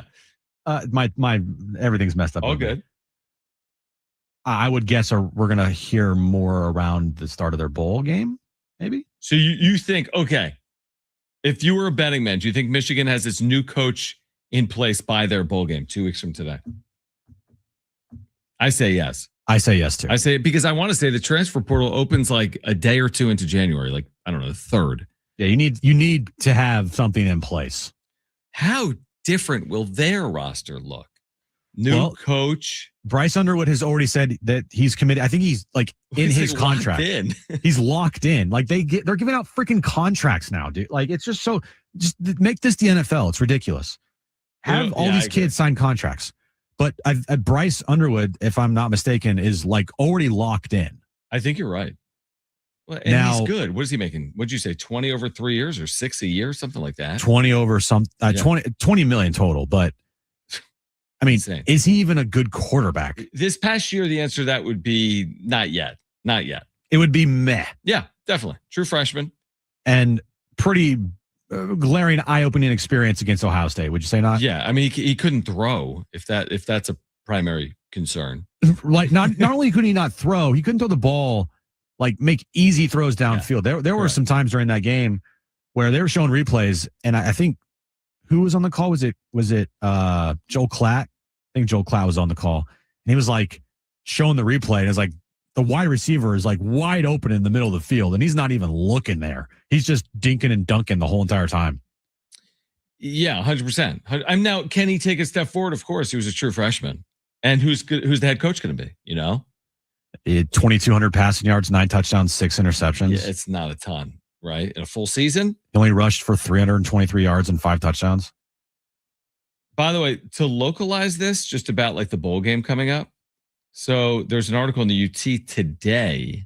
You may be wondering, is Chris Johnson going to play in the bowl game? Are you wondering that, Jim? I am wondering that. Are you wondering if the other corner that started all year, Bryce Phillips, is going to be starting against the number 1 offense in America? I'm wondering that too.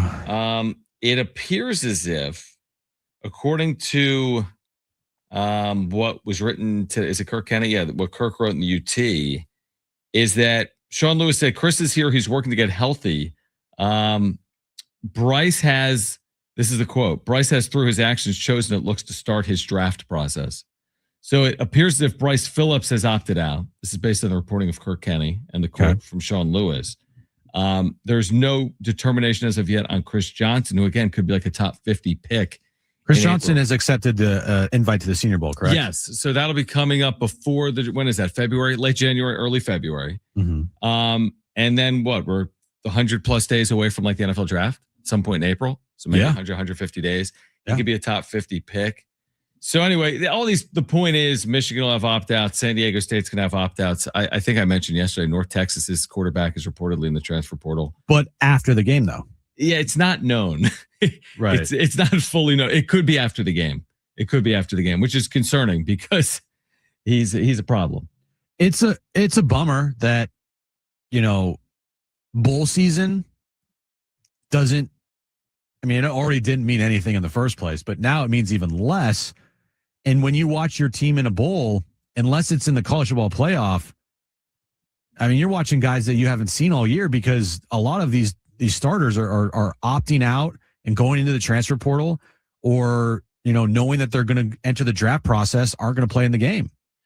Is there can you compare it to, I'll give you an example. In the NFL, nobody's opting out of the postseason, just like in college football, we're not seeing opt-outs in the playoff. But aren't you starting to see these conversations like, is it necessary for, this quarterback in a 3-9 team to play the rest of the year? Because, right. Well, Tua got benched today. Tua, Joe Burrow. There's conversation there. Like, is it worth it? Like, did that happen 15 years ago? We were talking about quarterbacks for 4 and 10 teams not playing because is it quote unquote worth it? But I think that's more of the chatter. It's like, hey, lose a battle, win award. Do you want to get Joe Burrow hurt again, or do you want to have a good chance to win in 2026? It sucks. It's so dumb. It's so dumb because it's like, I think Joe Burrow said something like, look, it's football. Yep. I signed a contract to go play. I'm going to go play. I saw that. Yep. Like if you're healthy, if I'm healthy, I'm going to go play. And I love that attitude. I respect that. Yeah. I respect it too, because it's like, you're only going to play if your team is winning. Like that's stupid. I agree. Or you're only going to play if you're in the college football playoff. Like you have another game left. I just still think that the bowls, I don't think they'll be around in like 5 years time. Like there'll be some bowls. The Bulls. I thought you said the Bulls. I'm like, man, that's an about face. Where are the Chicago Bulls going? The Chicago Bulls, they're done. You have breaking news. That's crazy. No, the bowl games. I think it's going to change drastically. I think it's going to change. I don't think you're going to get the 68 Ventures Bowl or the New Mexico Bowl. Or the Cure Bowl? The what? The Cure Bowl. Yeah, the Cure Bowl or the R+L+D 68-70 Bowl. You mean the RL Carriers? Whatever. Mm-hmm. You'll get, I think you'll have like consolation bowls like the Citrus Bowl or the Pop-Tart Bowl, right? Or the Holiday Bowl. But they'll cut it off at a certain point. I think they'll cut it off at a certain point because like, what's the point? With the opt-out, I'm not sure. You bring up a good point. I'm really not sure. The opt-out and the NIL, and not the NIL, but what I meant is the transfer portal and NIL has made bowl season literally irrelevant. A lot of it has become irrelevant. Would I say is Michigan, Texas irrelevant? It'll get viewers. It's not in the playoff. It's not what it used to be. So, I understand that. I understand what you're saying. I do.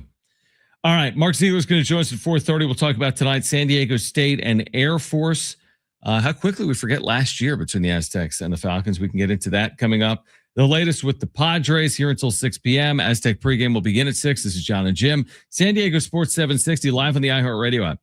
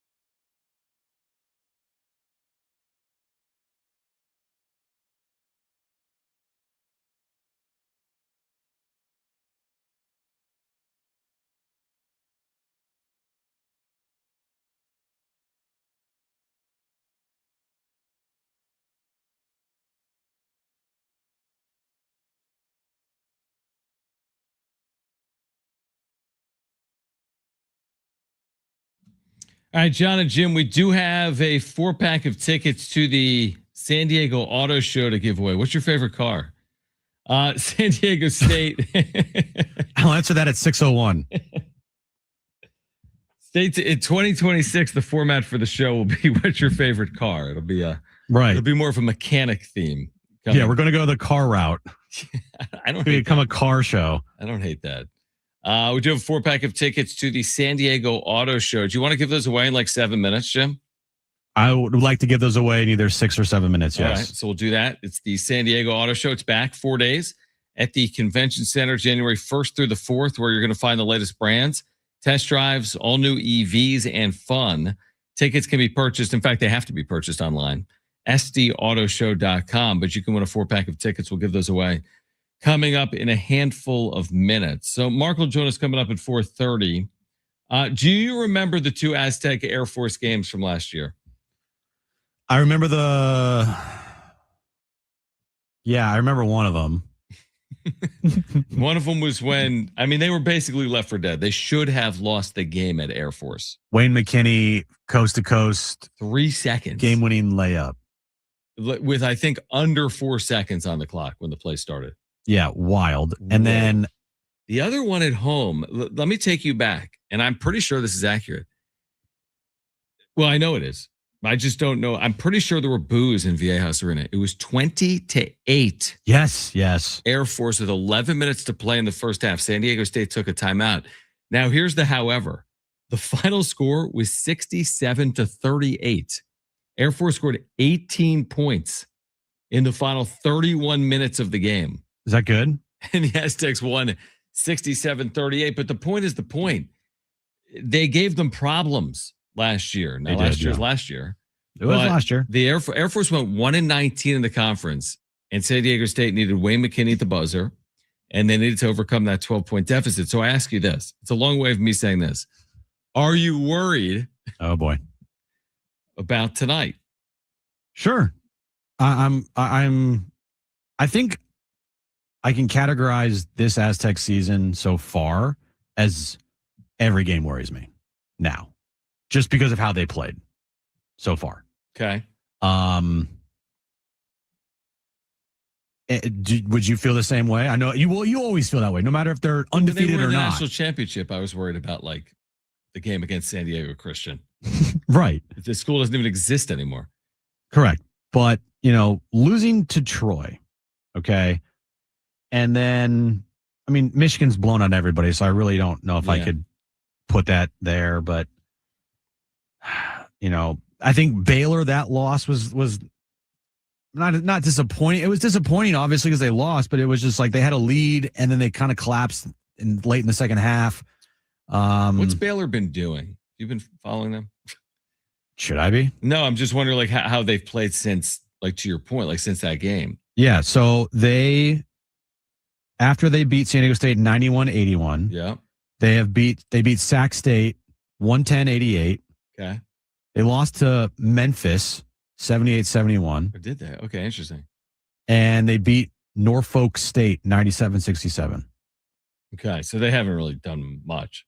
No, not much. They're 7-2 on the year. 7-2, yeah. Okay. Not bad. Right. But not great. I look at the San Diego State's game here, against Lamar. They had a 10-point lead at half. They put up 51 points, which was great, but still giving up 41 points in a half, like not ideal for a Brian Dutcher coach team. Utah Valley, you look at that game, and it was a 1-point lead at halftime. Right. So I do think that this team still hasn't found themselves yet. I think that they're still, finding the right rotations and the right lineups.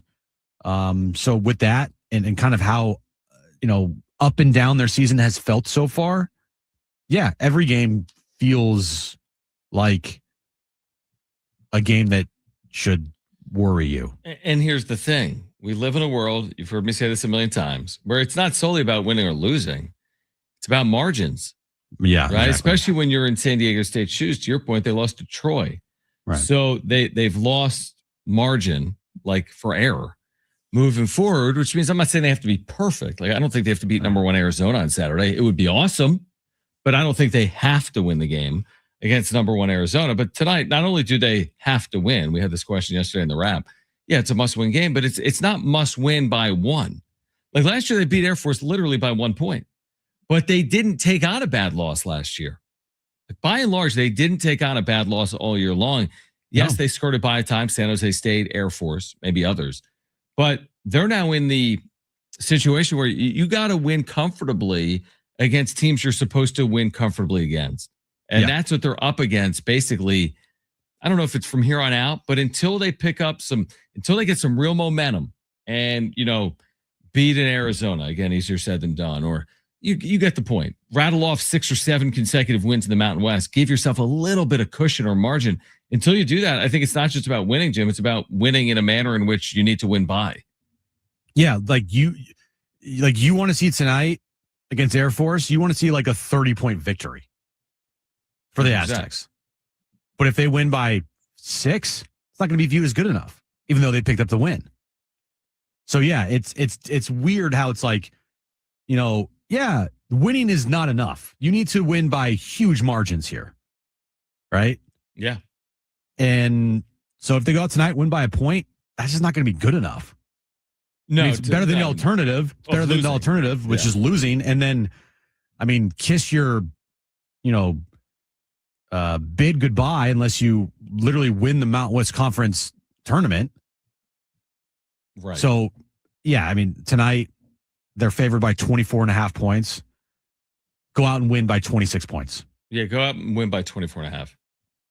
Right, win by get that half point on the board early. Exactly. So you don't have to worry about it for the rest of the game. Yeah, like that women's team did the other day in the 104-1. Yeah, they got 1 point on the board. They're good to go. They went way over the half point early in that game. That was the first quarter. Yeah, early on. They just got the half point out of the way. Okay, so I promised you a 4-pack of tickets to the San Diego Auto Show. Caller 5, you've got a 4-pack of tickets to the San Diego Auto Show, January 1st through the 4th. Call right now.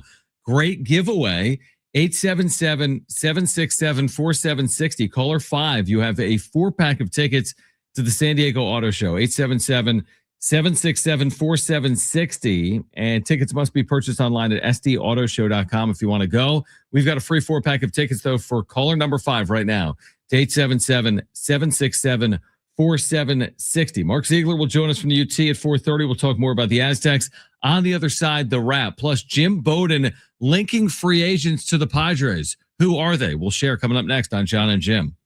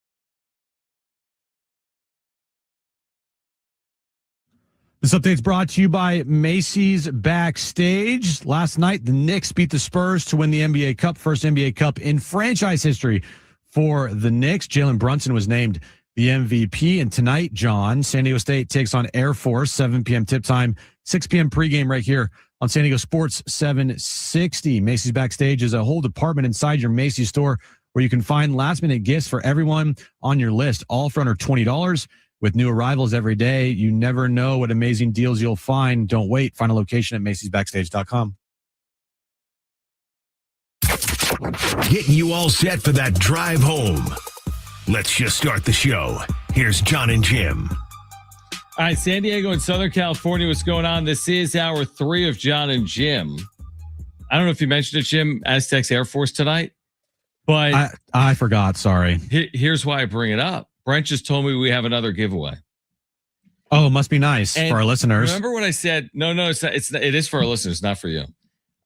Remember when I said the other day, I'll give you $100 million if you knew something, and I forget what it was. Oh, it's who was NC State playing in the Gasparilla Bowl? Yeah, and I said and then you Memphis, cheated? and you said, no, you don't get it. Well, okay. Well, I know when you cheat. I will double down on that and give you $200 million. You're looking at me. I'm $200 million what? I'll give you $200 million if you know the nickname of the team the Aztecs are playing on Monday. We have 2 free tickets to see that game. We're not giving them away right now. We are this hour. It's a non-D1 game. It's Whittier. It's at 1 p.m. on Monday, this upcoming holiday week. We have 2 free tickets. We'll give them away after a conversation with Mark Ziggler. If you know the name of Whittier, like the Tigers or the Lions, spoiler alert, it's not either of those. If you know the team name, $200 million. The Bears? Wrong. You don't win your 200 mil. What? Aaron's so mad at you. The team name is one of the most unique names in all of sports. What is it? The Poets. Yeah, I would have never guessed that. Is that not the most ridiculous name? Like, can you be a powerhouse if your name is the Poets? The Poets? The Poets. Is it like a poet school? Is it a poetry school? Okay. Is it a big, like, what are those called? Is it a haiku place? John, if they get a dunk tonight, you have to go. And it's a poetry slam. No, it's not tonight. Or on Monday. A poetry slam? What is a poetry slam? Like, it's what they used to call, like, when people would go, instead of stand-up comedy, they'd go listen to poetry. It's like a 90s thing. I gotcha. Anyway, what are your poets? We have 2 free tickets. That is Monday at 1. I kind of. What's your favorite poem, John? That's a great question. I'm so glad you asked. I don't know. What's yours? I mean, would you call Shakespeare poetry? It is, right? Shakespeare's not poetry? No, those are plays. You're right. Good point. Yeah, like, I don't know, John. I'm not a poet guy. I don't know a lot about poetry. I don't know much about poetry either. Whoa, shocking. That's why I was asking you. Yeah, I don't have a favorite poet right now. Anyway, what are you looking up? Like top 10 poets? I am looking up top 10 poets. I mean, there's some good poets out there. You know? Just don't know who they are. Yeah, I don't. Who cares? Here we go. I got a good one. No Man is an Island by John Donne. No man is an island, entire of itself. Every man is a piece of a continent, a part of the main. If a clod be washed away by the sea, Europe is the less, as well as if a promontory were real. I can't shut up. Stop. I can't say were real, as well as if a manner of thy friends or of thine own were. Any man's death diminishes thee. Because I am involved in mankind, and therefore never send to know for whom the bell tolls. Oh, that's famous. Yeah, he probably went to Whittier. It tolls for thee. You know what? That was not a great reading of that poet. It was not. A poem. How about Stopping by the Woods on a Snowy Evening by Robert Frost? No, that's a famous one too, but don't read it. Whose woods these are, I think I know. His house is in the village, though. He will not see me stopping here, to watch his woods fill up with snow. My little horse must think it's queer to stop without a farmhouse near. Between the woods and frozen lake, the darkest evening of the year, he gives his harness bells a shake to ask if there is some mistake. The only other sounds the sweep of easy wind and doughy flake. The woods are lovely, dark and deep, but I have promises to keep and miles to go before I sleep and miles to go before I sleep. I'm sorry I brought it up for our listeners. I'm really sorry I brought it up.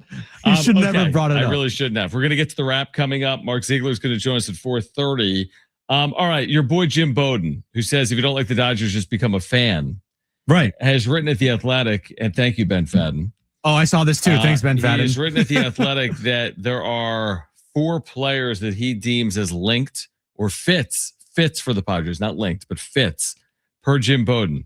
Those players would be pitchers Chris Bassett and Luke Weaver. Position players, listen to these sexy names: Luis Arraez and Ryan O'Hearn. Wow. So those are the 4 hold on, players. pause. Did you just say who I think you said? Ryan O'Hearn? No, Luis Arraez? I did. Oh, boy. Continue.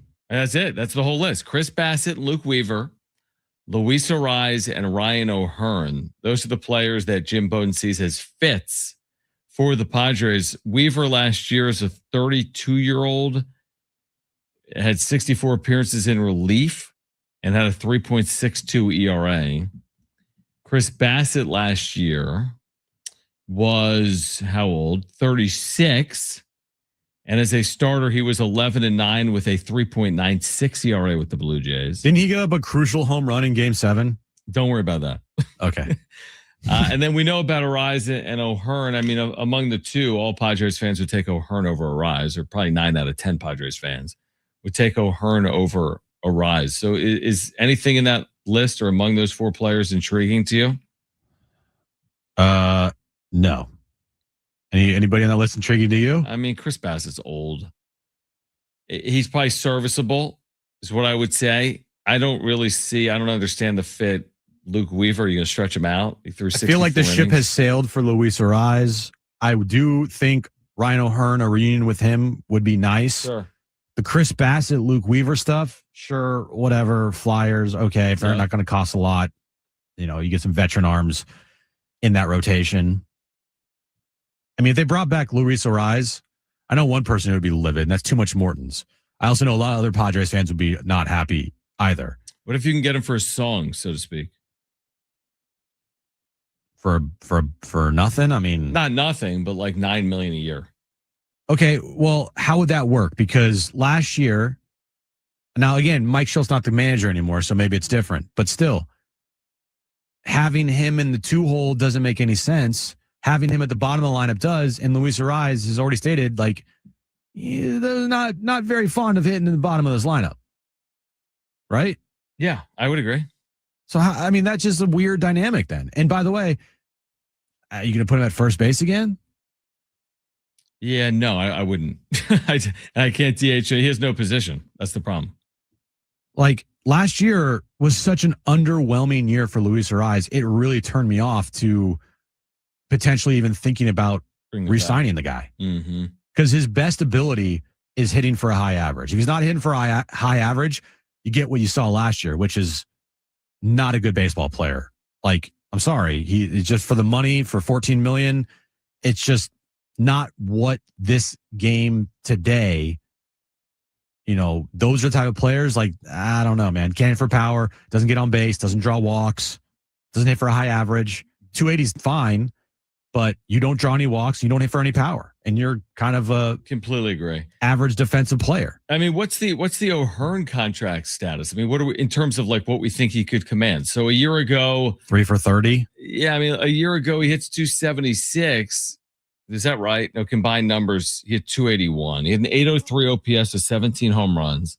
He had a nice year. I mean, 2.4 WAR. Veteran left-handed bat. He's 32. So you think 3 years? That's a lot of years. 2 years with an option, club option. Maybe. I mean, I'd be way more intrigued by Ryan O'Hearn. I thought he provided real value, and you need more power. Luis Arraez has no power. So I'll take the drop in batting average for someone that can run into a ball, which Ryan O'Hearn is capable of doing. Mm-hmm. So I would welcome Ryan O'Hearn's return. But then if you bring back Ryan O'Hearn and Luis Ariz, you're bringing back the same team last year. Are you not? Well, I don't think you're going to bring both. I don't think you're going to bring both back. I'm just saying, if you brought them both, like say you do in a world, bring them both back. You're bringing back the same team offensively, hoping that they're all better. They're all better next year. Well, they do have the 4 hitting coaches this year. Oh yeah, 18 coaches, man. That's insane. Maybe the 18 coaches all work with Luis Ariz. You know what's going to really bother me is if Luis Ariz goes to like the Yankees and hits like 31 home runs next year. It hits for like 370. Yeah, I mean he might hit for average next year. He's not going to hit for power, and I'm expecting him to hit for average, but I just don't feel like that is what the Padres need is. This offseason. It will be interesting to see what his market truly is, and I agree with you. What the Padres need is not a guy that can hit for an high average. They need somebody who has pop, who has power, because this team lacks it. Seriously, lacks it. Seriously, I don't know where they're going to find that. My guess is they don't find it anywhere because they don't have the resources to go out and get that. Mm-hmm. So I think once again, they're going to have to rely on, hey, Manny, you need to hit us about 30 bombs. Hey, Merrill, you need to stay healthy and hit about 25 to 30 bombs. Tatis, are you ever going to be that player that hits 35 to 40 home runs because we need you? And if they're not, then they're SOL once again. I don't know where they're going to get the power from. You're not going to get it from Xander. You're not going to get it from any of your catchers. I mean, Jake can give you 10 to 15, but they're trying to trade the guy. If you get Ryan O'Hearn, he's not going to hit you 35 bombs. He's going to hit you 15 to 20. And then Ramon Laureano, who knows what his year is going to be like next year. We already went through his career, and last year was a massive, career year for him. Is that the end of your sentence? Well, I'm just reading this chat. I'm full of crap when I said Ariz sucks. I never said Ariz sucks. I just said he's not. It's not what you signed up for. Right. And last year was not a good year for Luis Ariz. It's sailed. It's not worth the money. It's not personal. I mean, he's fine. He's a good for average hitter. I mean, he'll go down as a 300 hitter. If he hits 340 every year, with a 390 on base. Then yeah. But he just wasn't that player last year. No, not even close. By the way, did you realize that Richard Nixon went to Whittier? The more you know. And Don Coryell was the head coach of the Poets from 57 to 59. Wow, full circle, John. And George Allen, who's in the great George Allen? Pro Football. No way. Yeah, that George Allen. Yes, like that George Allen. Yes, unbelievable. I would agree with that. My mind is blown right now. I mean, George Allen's like one of the best coaches in football history, is he not? He was the head coach of the Poets. I am dead serious when I say this. The first time I heard about George Allen was 40 seconds ago when you said his name. Have you ever heard of Michael Jordan? Yes, it's like the equivalent of coaching. Oh, wow. I didn't know that. You've never heard of George Allen? No. Am I supposed to? Yes. Mark Ziegler joins us at 4:30. The wrap on the other side. This is Jon and Jim.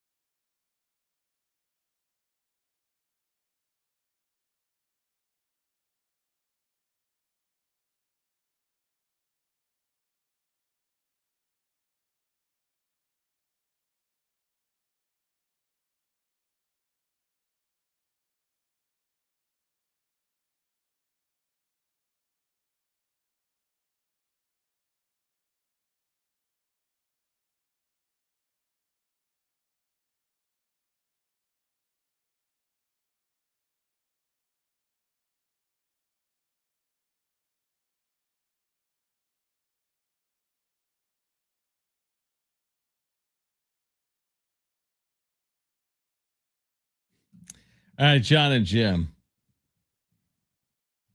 That was all. Jim will have the final hour and 15 of today's show today. Wow. Be sure to tune in for that.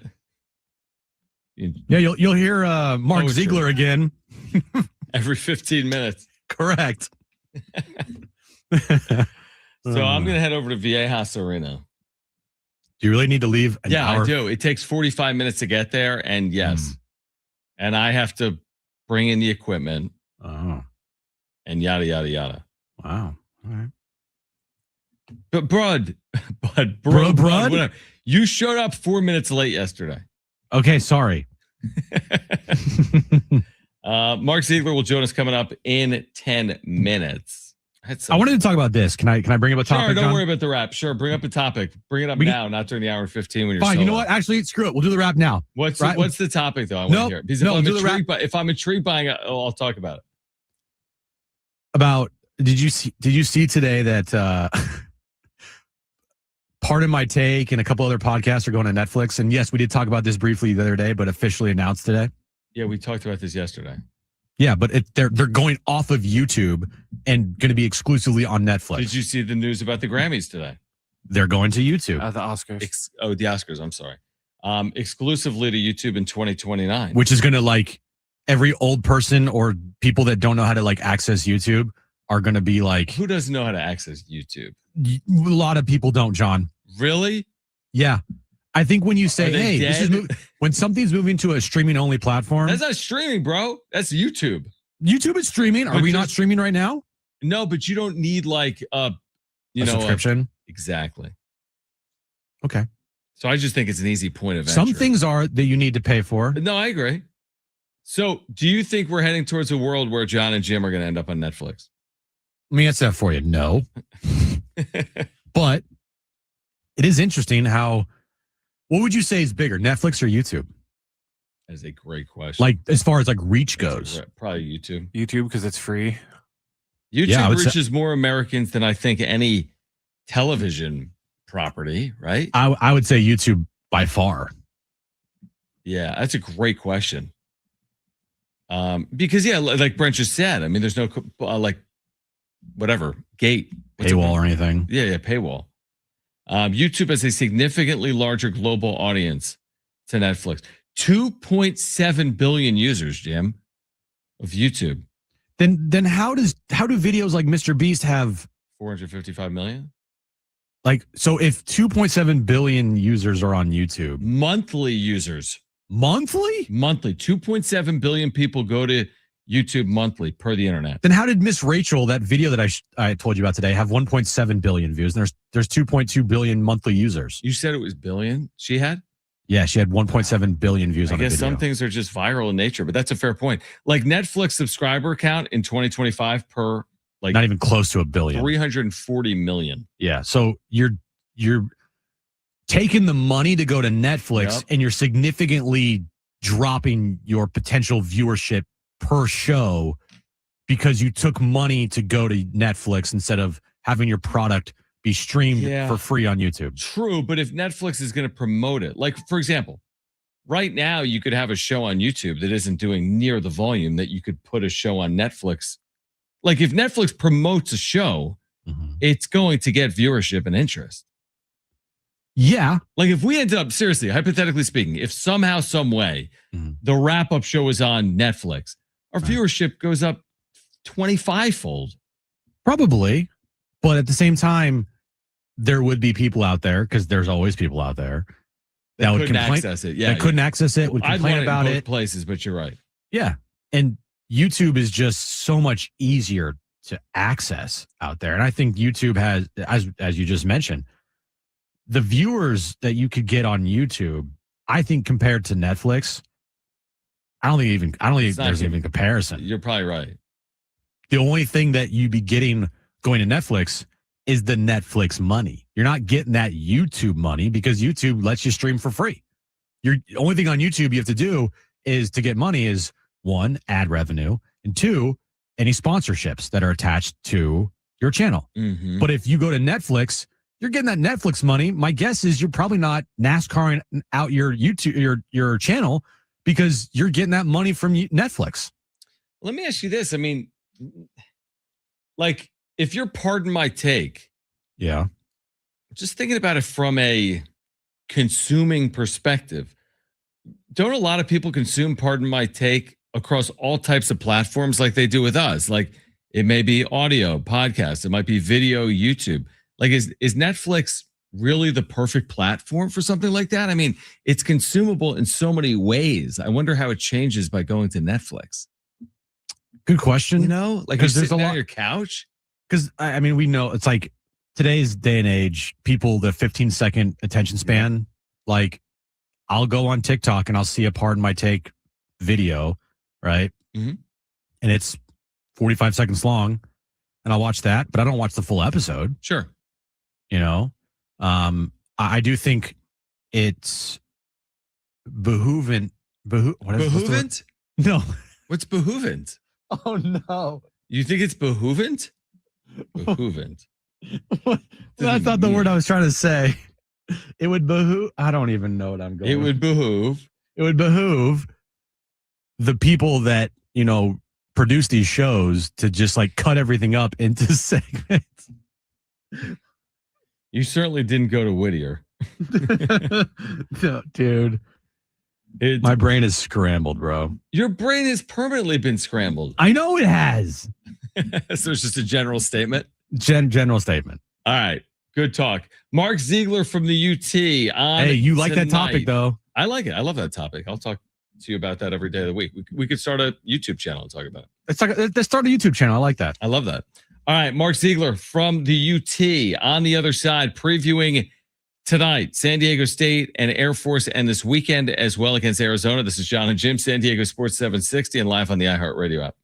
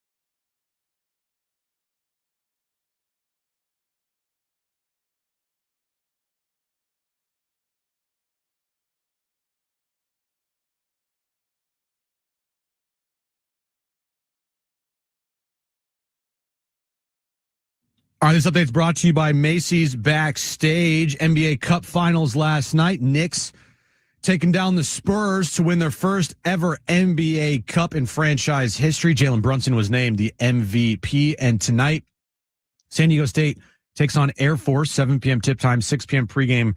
You can listen right here on San Diego Sports 760. Macy's Backstage is a whole department inside your Macy's store where you can find last-minute gifts for everyone on your list, all for under $20 with new arrivals every day. You never know what amazing deals you'll find. Don't wait. Find a location at macy'sbackstage.com.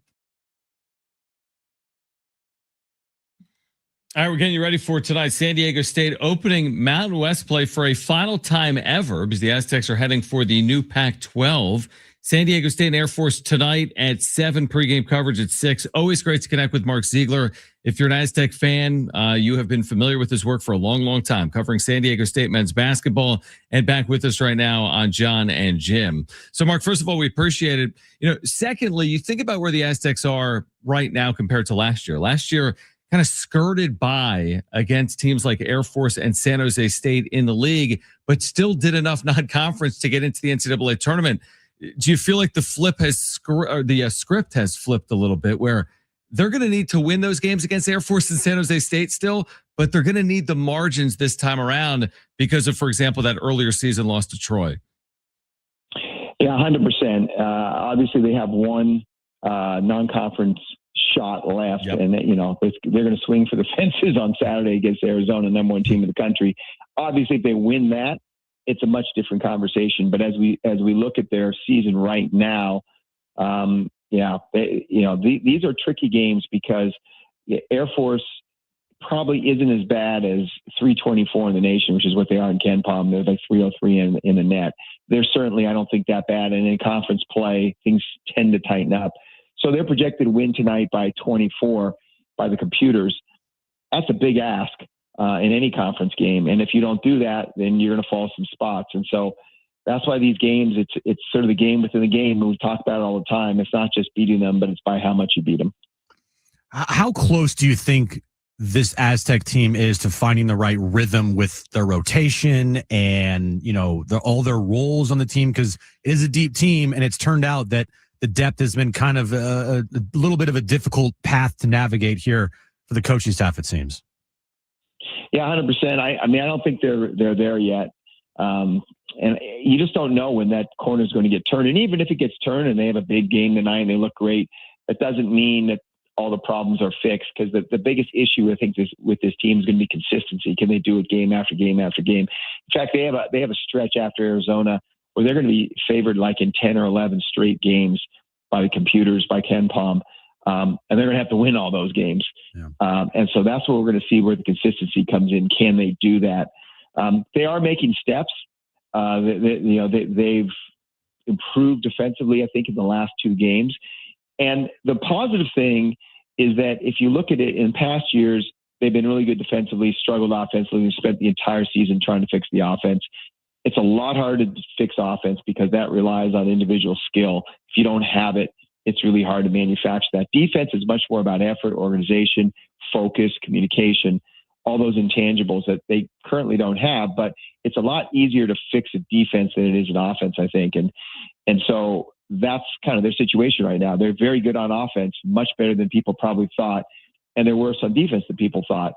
So the defense is probably fixable. How long it takes is the big question. But if it gets anything close to what it was last year, this is going to be a very, very good basketball team. Yeah, I think it's a really good point. Mark Ziggler from the UT with us right now on Jon and Jim. We were both around yesterday when they had media availability, and Magoon Gwath spoke with the media. It's hard to fully know, but when do you think it's just we're not talking about his knee? Does that come during this year, or will his knee and coming back from an injury be a storyline all the way through the conclusion of this year, if you were guessing? I thought he probably would be a little bit further along now than, we're a month into playing than he is. He still looks a little tentative out there. He still seems to be favored. He kind of admitted that loud yesterday. He admitted that there's a physical component, but there's also a mental component, being able to trust that knee.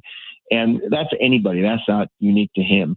But I will say this, in the Lamar game, I thought Lamar was a very physical team, and he got knocked around a little bit, and he kind of gave it back.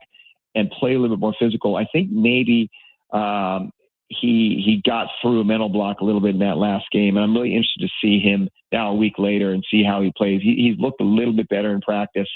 And so, but that said, when I talk to my friends who are orthopedic surgeons, they always talk, and usually this is about ACL surgeries. They say, yeah, guys could get back in 6 months or 7 months, 8 months, but it's usually a full year before the explosion and the full use of that knee returns. Now, he didn't have an ACL reconstruction surgery. He had a sort of a newer reinforcement of the PCL. But, is it going to be that full year? I don't know. I mean, it's going to be 9 months, maybe. And so I think it's going to be later in the season before we really see the Magoon that we saw last year, if we see him at all. But he's certainly trending in the right direction. He's gotten better a little bit every week in practice. And it's really hard to tell because they're playing, 1 game a week right now. And now they're going to play 3 games in 6 days. So we'll really be able to have a sort of a better sense of the arc of improvement. Well, while this team, going back to the depth and finding its way, while this team is still, trying to get there, I do feel like BJ Davis has emerged as, the off the bench scorer for this team. And he has definitely found his role as far as his season goes so far. I mean, is a nice surprise, or was this expected from BJ coming into this season? Well, kind of both, because coming into the season, you'd expect it after how he had a little bit of a breakout year last year, particularly in the first half of the season. Then teams started focusing on him, and he struggled a little bit. But the surprise part is he got in a little bit of a funk when he didn't start, and that's to be expected. Here's a guy who started 31 games last year. All of a sudden, he's coming off the bench, and scored in some of those games too. Won some of those games for them. And so that's frustrating. And he showed that frustration in practice and in the first few games. And, the term that Brian Dutcher has been using about him is he came out the other side, and he's just able to play free. You ask him about, do you want to start? Or are you okay coming off the bench? And he just sort of, hey, I'll just do whatever the team needs. And I think he's starting to realize he's going to get starters minutes, and he's going to be relied on. He's probably going to be in there at the end of the game as well. And so I think he's sort of coming to terms. It's an interesting situation because the better he plays, the more he scores. I think the more that solidifies his spot coming off the bench. Usually if you're on the bench, you try to score and play well and do all those things your coach wants so you can maybe start. I don't know if that's going to happen. I can't see them taking Miles Byrd or Dixon Waters out of the starting lineup. And you could say, well, maybe Alzie Harrington goes back to the bench, but he's a point guard, and BJ's really not a point guard. His best position is an off guard. So I think he's going to be coming off the bench for the foreseeable future. And if he can embrace that role as a sixth man, just give him the Mountain West Sixth Man of the Year award right now, because that's what he's going to be. Mark Ziggler with the UT with us right now on Jon and Jim. How unique would you refer to this week as for San Diego State? Air Force, you wrote about Air Force today. I thought it was really fascinating. In the UT, just all the struggles, obviously, they're going through in the modern era of college athletics, portal resources, NIL. I mean, it just does not favor a service academy in a sport like men's basketball. So you go from Air Force to Arizona, which metrically is right there with like a Michigan as the best team in America, and of course is number 1 right now in the AP poll. What do you make of what's to come here? It's just so unique from the bottom of the metrics to the top of the metrics from one game to the next. And then you come back 2 days later and play a Division III team. Yeah, exactly. Yeah. So, this is going to be a good test because, we talk about this team's inability to really, really focus for long stretches. And that's what you've been seeing in the defensive breakdowns. Are they going to be able to focus for Air Force, knowing that this Arizona game's coming up? And, in the back of their mind, their kids, they see the metrics. They know what's at stake on Saturday. They know that they can write what has been, I think a lot of people would consider sort of an underachieving season so far. They can write that in one 40-minute game. And so their focus certainly is going to be on that. But, it's almost like it's more important to beat Air Force by 25 or 30 tonight. If you lose sight of Air Force and lay an egg tonight and win by 8, that's just going to crush you. Yeah. So it'll be interesting to see how they're able to focus on that. And the other thing about it is, if you're playing a 300 metric team and you had the number 1 team in the country 3 days later, I think coaches probably would maybe spend a practice or two before just focusing on Arizona. But because it's Air Force and the stuff they run on offense is so unique, and this year they're playing like 6 different defenses and preparing and recognizing all those different defenses, it's forced them just to focus on Air Force. And so the coaches haven't really even watched film on Arizona, and the players haven't been able to see any film on Arizona, and they haven't talked about Arizona. So it's going to be really interesting to me to see how they mentally sort of navigate this, given, the opposite ends of the spectrum that they're going to be facing. How would you describe Reese Dixon Waters' season so far, coming off of a year off of injury? Really up and down. And that's kind of what we saw last year. I mean, we saw an up and down guy, and obviously the talent is there. There's no doubt about that. But I think he gets inside his own head sometimes. And if he starts missing shots, he goes into a little bit of a funk. I think what you've seen them do is if he gets to be like that, they're just going to go to BJ Davis. And Reese played 22 minutes in the last game. That was a season low. So they have options if he gets into that funk, and that's probably the way the bench should be used best. Okay, if he's in a funk, we'll play BJ 32 minutes or whatever we have to. But he also shown the capacity to make really, really hard shots, and that's going to show up in a game like the Oregon game. He was on fire, and one of the main reasons they won that game and won it by as much as they did. And so if they're going to contend with an Arizona, or they're going to beat the best teams in the Mountain West on the road, he's the only guy who really can make those kind of shots and those big shots. So his real value isn't maybe in a game like tonight, but it's coming. Mark, final one for me would just be about the Mountain West, heading into Mountain West play here for San Diego State. And all of a sudden you look up, like I'm just looking at the net right now, and Utah State 29th, Boise State, I know they have the D2 loss, we'll see, but they're 37th in that metric. Wyoming's been incredible. They're 53rd. Colorado State's offense has been incredible. They're 54th. And then New Mexico is 62nd. You have to go all the way to 84 to find the Aztec. So 5 Mountain West teams in front of San Diego State. What are your expectations here for the Mountain West in 2026? Well, I mean, I this time of year I tend to look at KenPom because I think the net is there isn't a big enough sample size. That's why when they originally put out the net, they didn't put it out until January. And all of a sudden they felt like it was not getting the attention. And so it's sort of for competitive reasons almost, they put it out December 1st, which is way too early. The way the net is set up, there just isn't a big enough sample size to really evaluate teams. You'll see teams starting to come closer to what KenPom is. But yeah, the Mountain West, after having an awful first 2 weeks, has really started to round in shape. You've seen 3 or 4 pretty good wins. No one has a real big top 25 win that automatically will get them in the tournament.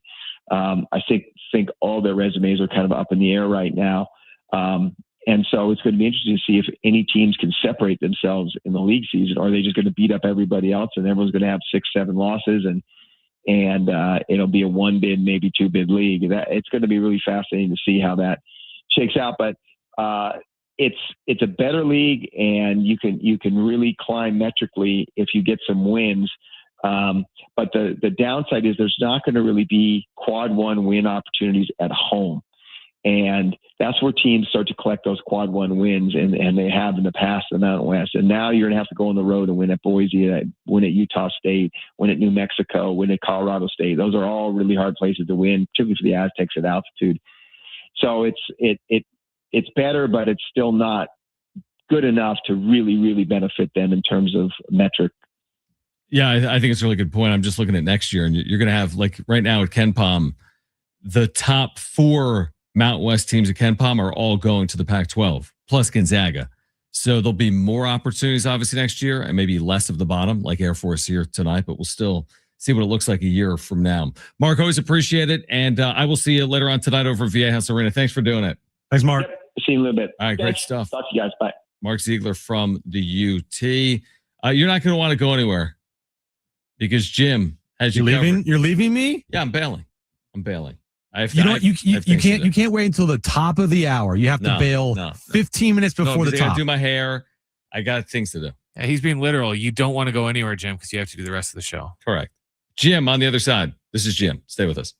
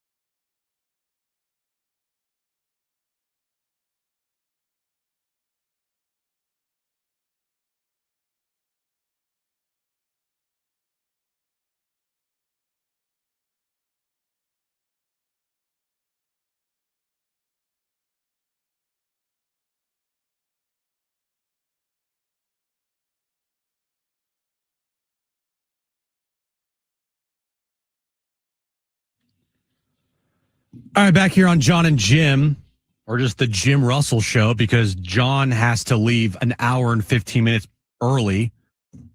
Even though the game doesn't start till 7, he has to do his hair. He has to put on another shirt.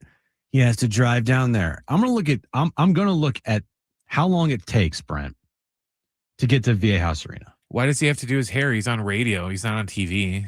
That is such a good point. Why do you have to do your hair if you're going to be on the radio? So let me just look. Hold on. 9660 Granite. He's texting me. All right. Right now, oh my gosh. It takes 20 minutes to get to Viejas Arena, Brent, including traffic. 23 minutes to be exact to get to Viejas Arena. Oh, but if he takes the long way, it'll take him 26. So he needs to leave 2 hours and 15 minutes prior to tip time to get to Viejas Arena when it only takes him 23 minutes. And as you said, it takes 26 minutes to go the long way. That's what I call, what is it? Using your, I have to work later as a excuse to leave the show early. It's fine. It's all right. You can ditch me. It's okay. But just know you didn't just ditch me and Brent. You abandoned our listeners. The most important part of Jon and Jim, you said, I don't care about. You abandoned them. You abandoned our loyal listeners out there wanting to hear a Jon and Jim show. And it takes 23 minutes to get to Viejas Arena. By the way, he just texted me. He's not even in his car yet. He's going to take a sweet time. I bet he's still there, Brent. Probably. I bet he's still roaming the hallways. Remember last week when he had to leave early and then we did a whole segment. I went out to go get water and he was still in the hallway talking to B-Dub. Yeah. Man, that is abuse of power right there. It's not even power. It's just abuse. Speaking of abuse, watching Tua Tagovailoa play football feels like it's abuse. And he's officially benched now. It was announced today.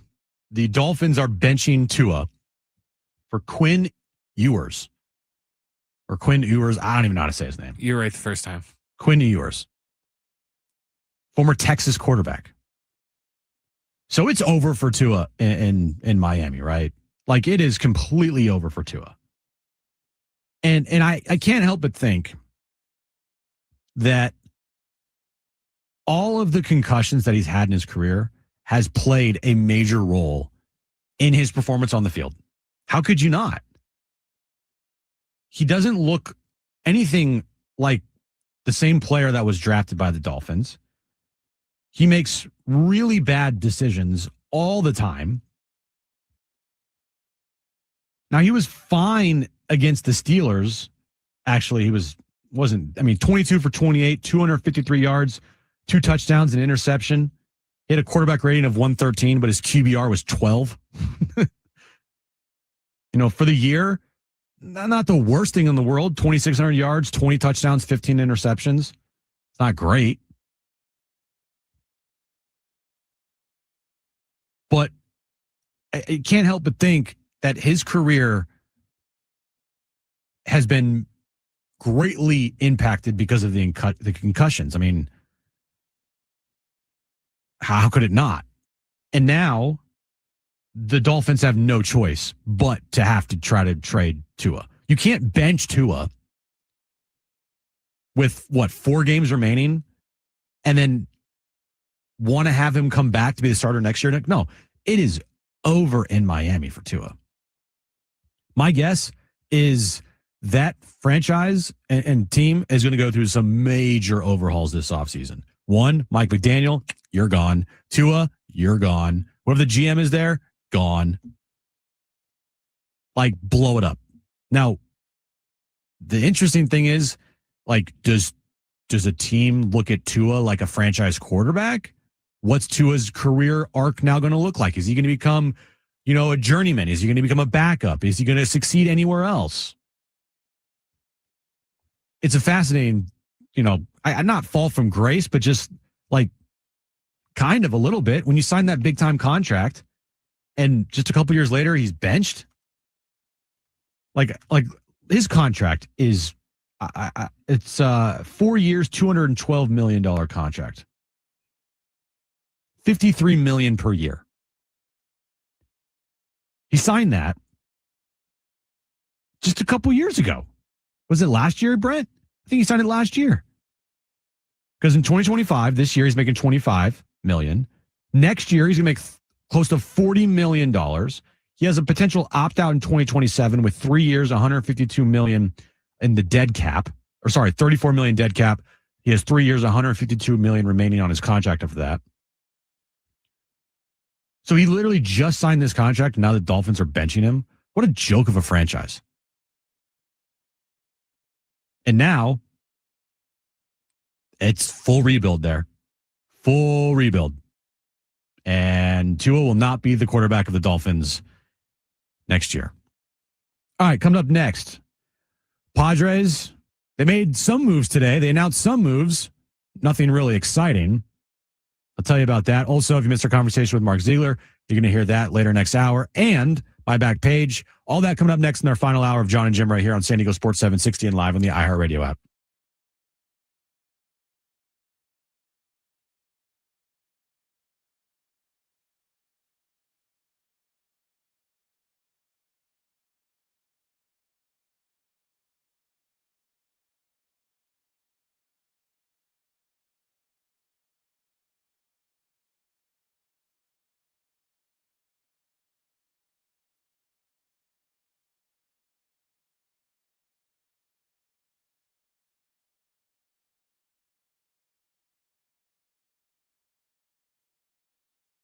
Hey guys, it is Schaefer again, and there is no better time than now to get down to your local Toyota dealer with new vehicles arriving daily, including the most popular cars and trucks and SUVs.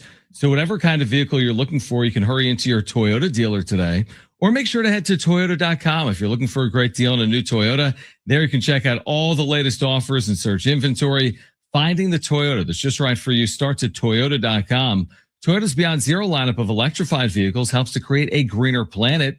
Toyota's Beyond Zero lineup supports a greener planet with a wide range of electrified vehicles, including hybrids and plug-in hybrids and fully electric vehicles, or take each day further than you thought possible in a new Camry with its stylish looks that'll make an impression wherever you go. See your Toyota dealer today and discover what makes Camry legendary. There's no better time than now to get down to your local Toyota dealer.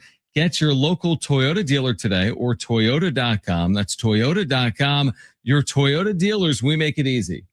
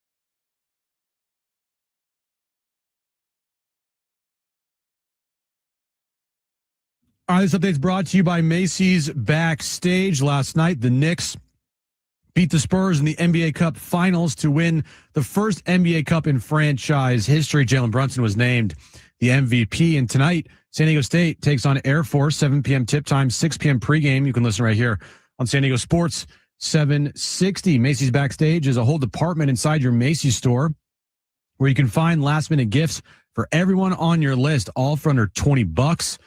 With new arrivals every day, you never know what amazing deals you'll find. Don't wait. Find a location at Macy'sBackstage.com. Getting you all set for that drive home. Let's just start the show. Here's Jon and Jim. All right, final hour of Jon and Jim. Aztec pregame at 6 p.m. tonight. 7 p.m. tip time. Jon has the call, even though I don't think he's even left the building yet. Can you confirm that, Brent? Has Jon actually left the building? I didn't see him when I went to go get water, so I think so. Unless he's in the parking lot. My guess, because I know Jon, he's in the parking lot on his phone because he's still texting me. How does that work? You ditched the show, but you're still texting me? And if you're listening, Jon, text me back. Very soft. Anyway, so as we wait for any type of move to be made by the Padres, like anything, right? I'm not talking about Dyson Acosta. I'm not talking about Ty Adcock. Great name. I'm not talking about Kyle Hart. I'm talking about like an actual move to this major league roster. As we wait, the Padres did make news today. I feel like it's kind of one of those, like, hey, this is just like a procedural type of thing. Like it's, hey, every year we announce like who's on our, coaching staff, right? But when you hire a new manager, it is a little interesting to see who that manager keeps from the previous regime and who he brings in to help, the current regime under Craig Stammen. I've said this. I'm not going to go too hard in on the coaching staff. One, because I don't really know any of them. I mean, who knows who, Vinny Lopez is. No disrespect to Vinny Lopez, but I would bet if you ask most Padres fans, hey, do you know who Vinny Lopez is or Pat O'Sullivan? They couldn't tell you. Does anybody know Steven Souza Jr.? The diehard Padres fans know because he's their new hitting coach, even though they have 17 new hitting coaches. You know what it reminds me of? It kind of reminds me of, remember the very beginning of Major League when they're going around the city and everyone's like, who are these friggin' guys? Yes, exactly. Who are these friggin' guys? I mean, even Craig Stammen is, relatively a no-name when it comes to baseball, fans. No one knows who Craig Stammen is besides Padre fans. I could walk around in another baseball city and be like, hey, do you guys know who Craig Stammen is? And they're like, who? Let's just call it what it is. It's a nobody staff. It's a bunch of nobodies, unfortunately. Ruben Niebla, obviously, Padres fans. I'm talking about just baseball fans. I'm not talking about Padres fans. Because, yes, Padres fans know who Ruben Niebla is. They know Craig Stammen, right? They know Ben Fritz. Okay. They know Steven Souza Jr. is a new hitting coach. But go ask a Twins fan. Now again, can I name who the Twins manager is? No, that's probably, kind of similar to what I'm sure Twins fans think about the Padres. Who's their manager?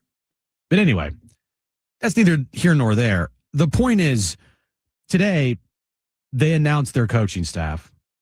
And while it's a bunch of nobodies, and Ruben Niebla, the interesting thing that stuck out to me was how many coaches are on this staff. You got 18. You got 1, 2, 3, 4, 5, 6, 7, 8, 9, 10, 11, 12, 13, 14, 15, 16, 17. Sorry, 19, including Craig Stammen. So Craig Stammen is your manager, and then you have 18 coaches and Craig Stammen. That's 19 total.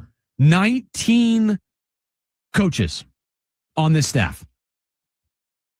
I thought it was 18. I didn't count right because I didn't include Craig Stammen, Brent. 19 coaches that have to fit in that dugout with 26 players and training staff and clubbies. Like, that is going to be a very full dugout, right? I mean, when they go to Chicago and they go to Wrigley, that is going to be like shoulder to shoulder in that dugout.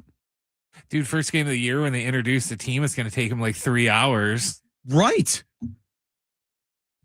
It's like, okay, we've done introductions now for 27 minutes, and we're not even on the other team yet because we're halfway through the coaching staff.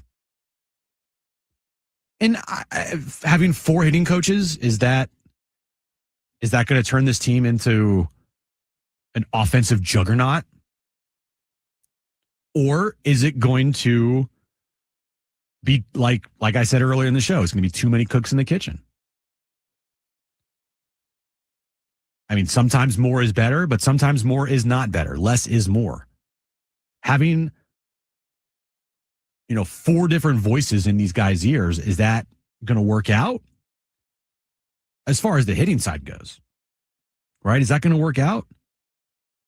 I know they named Ruben Niebla the, what is it? Associate manager associate manager.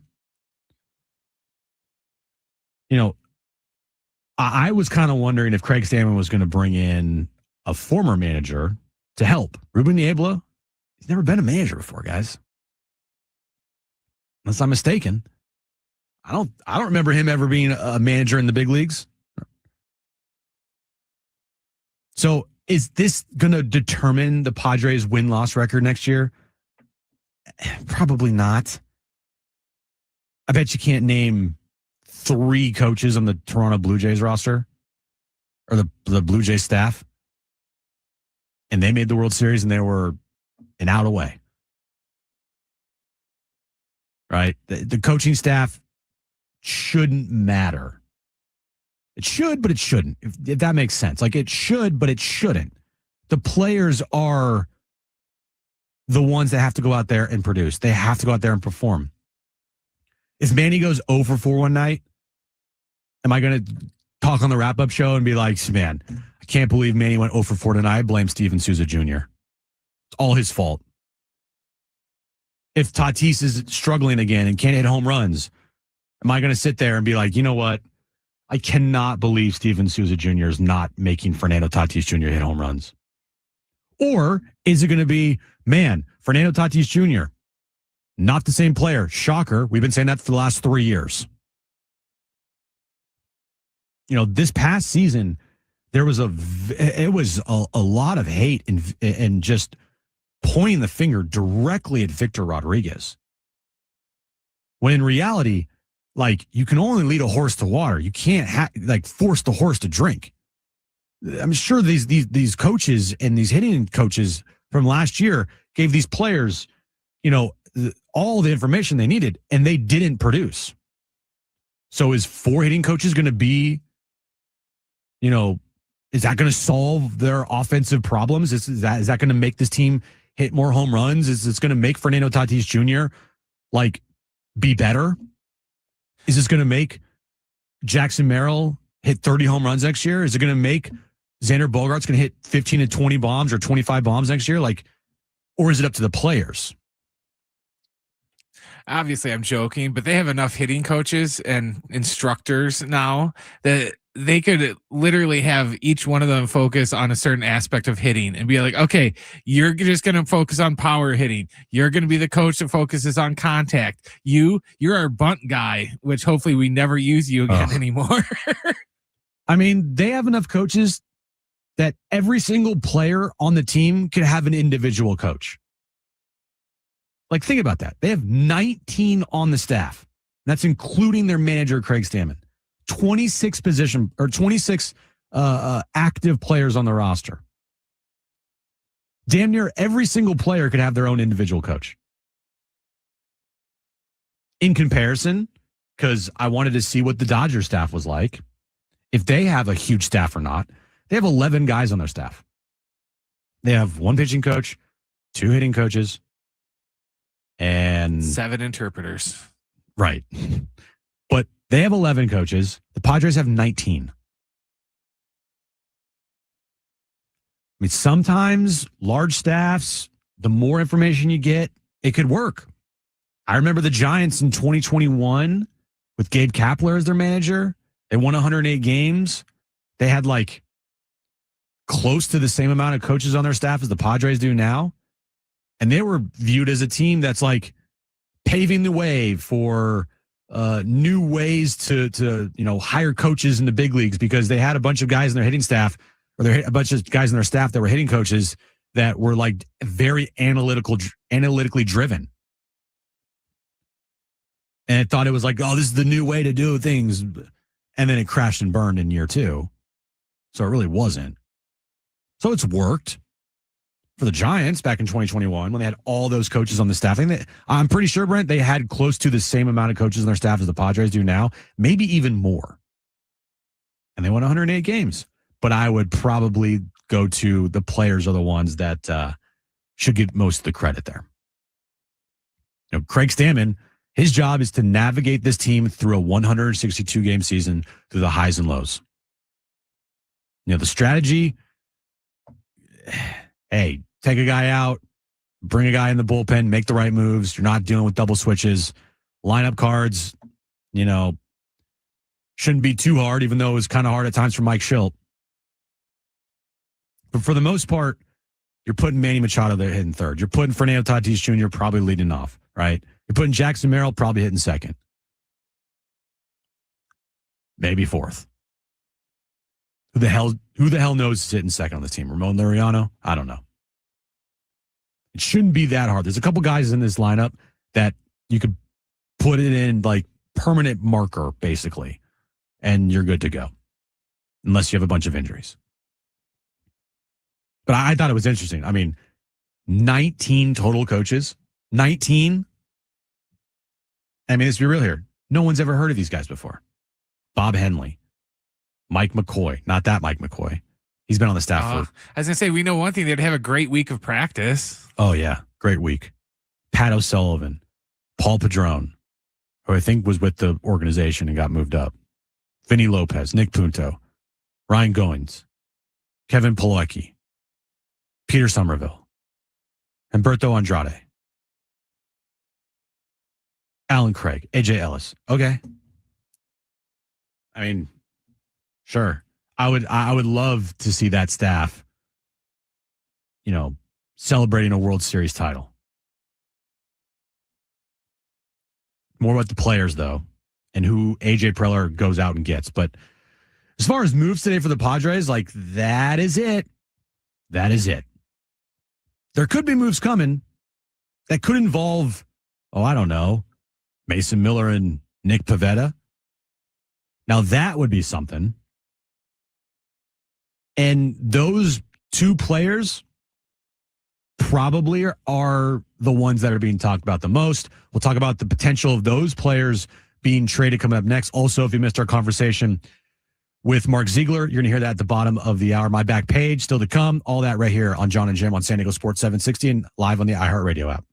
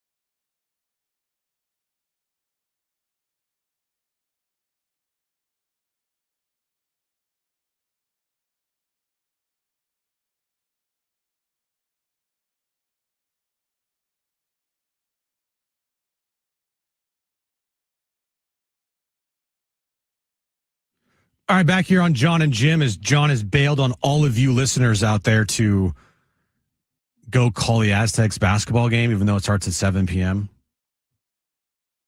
It's 5:18. So as the Padres continue to sit on their hands and all of us wait to see what moves they're going to make, I do feel like there is a chance, and it's a greater than 0% chance, that either Mason Miller or Nick Pivetta or both get traded this offseason. Not something I thought we would be talking about after the end of the year, just a couple months ago. Especially after the fact that the Padres traded away Leo DeVries for Mason Miller. And they don't have anybody in their rotation that's better than Nick Pivetta. Hell, we don't even know if Joe's going to look like Joe next year. It's Nick Pivetta and like literally a bunch of question marks. So let's just trade both of those guys. You know, I don't particularly know the value of Mason Miller because AJ obviously coveted Mason Miller, traded Leo DeVries for him, but that's AJ. Are other teams going to be willing to trade away one of their top prospects for Mason Miller, who has 3 years left to control?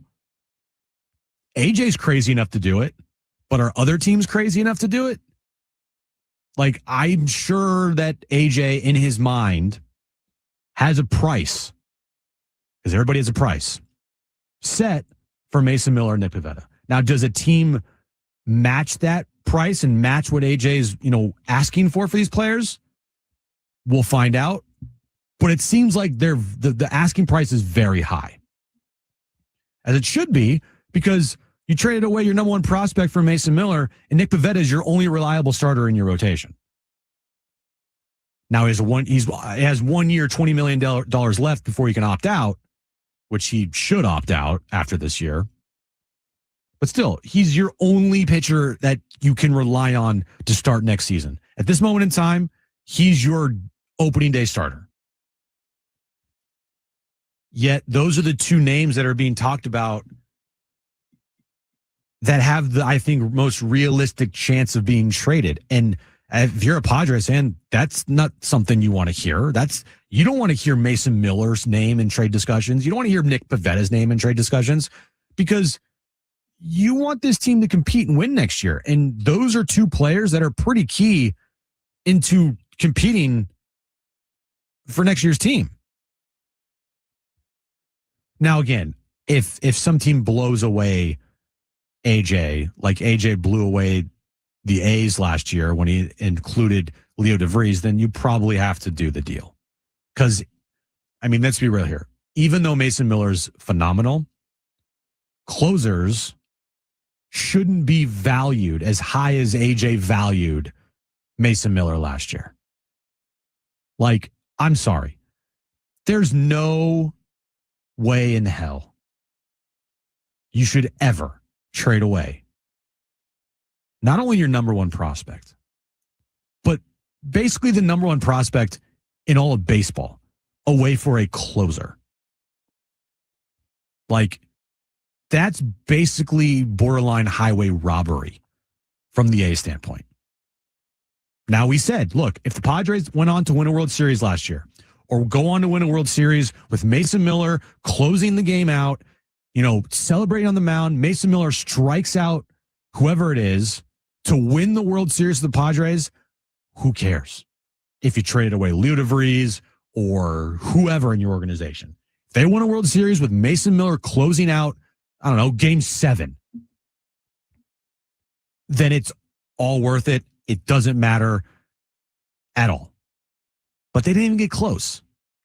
Like, we haven't really talked about it. We haven't really gone back to the actual trade for Mason Miller, because we've had other things that are, manager quitting, the team being put up for sale, no contract extension for an AJ, another new manager in Craig Stammen, who, no moves made, right? we haven't really gone back and revisited much of the Mason Miller trade. Now, again, could be too soon, but hell, if they're going to trade Mason Miller this offseason, oh my God. They traded away the number one prospect in baseball for a closer, and you didn't even get close to the post. You didn't even get close to the World Series, not the postseason, but the World Series. Not even close. Mason Miller was an absolute weapon in that Cubs series. But what's he good for if he can't score any runs? Which, once again, the team couldn't score any runs. And now you're thinking of trading him? That could go down if they, look, I don't know what's going to happen here. I don't know if Mason Miller is going to stay with the Padres. I hope he does, right? Because you need to kind of pay off that trade you made last trade deadline. Kind of reckless if you trade away your number one prospect for a closer and then immediately trade him in the offseason. That is as reckless as it gets. AJ's a reckless guy. But that right there, man.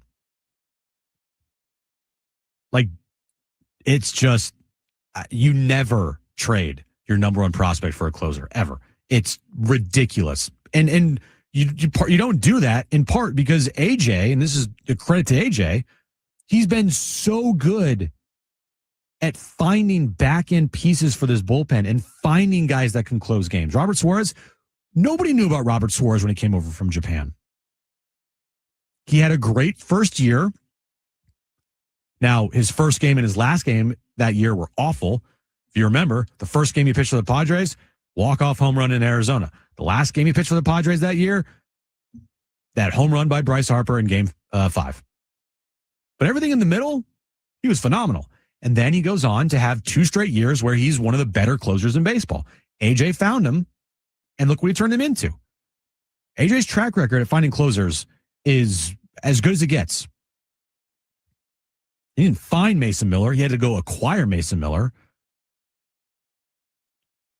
But if you are going to then flip Mason Miller this offseason to try to recoup what you traded away to get him, like, that's not going to, how is that going to work?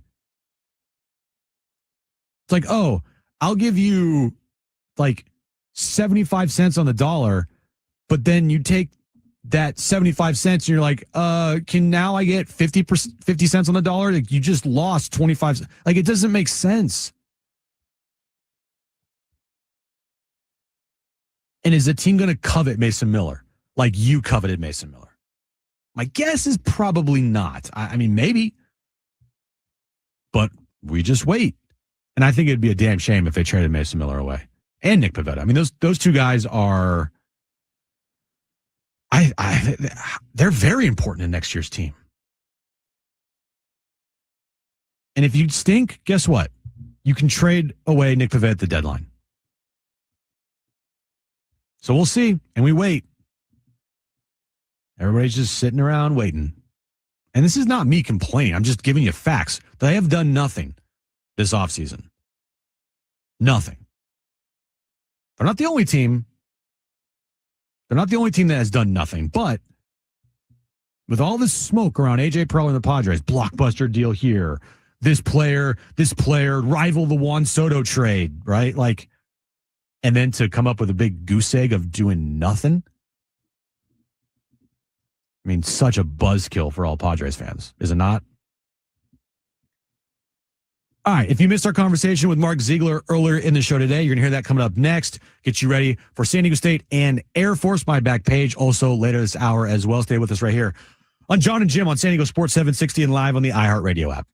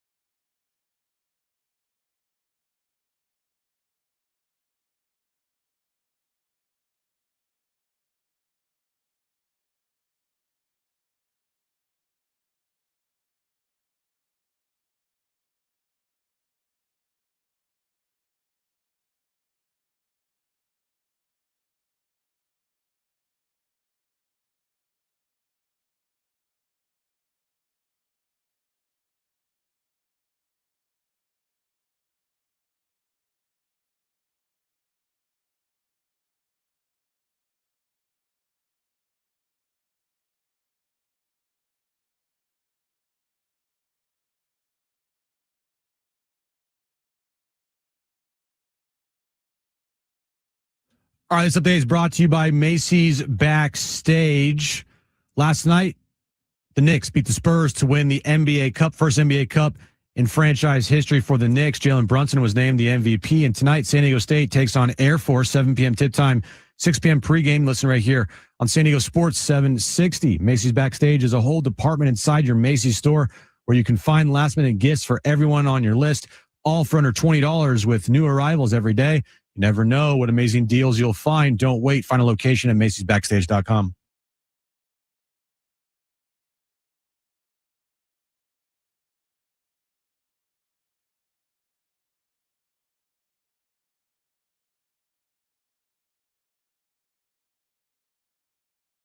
All right, back here on Jon and Jim. San Diego State takes on Air Force.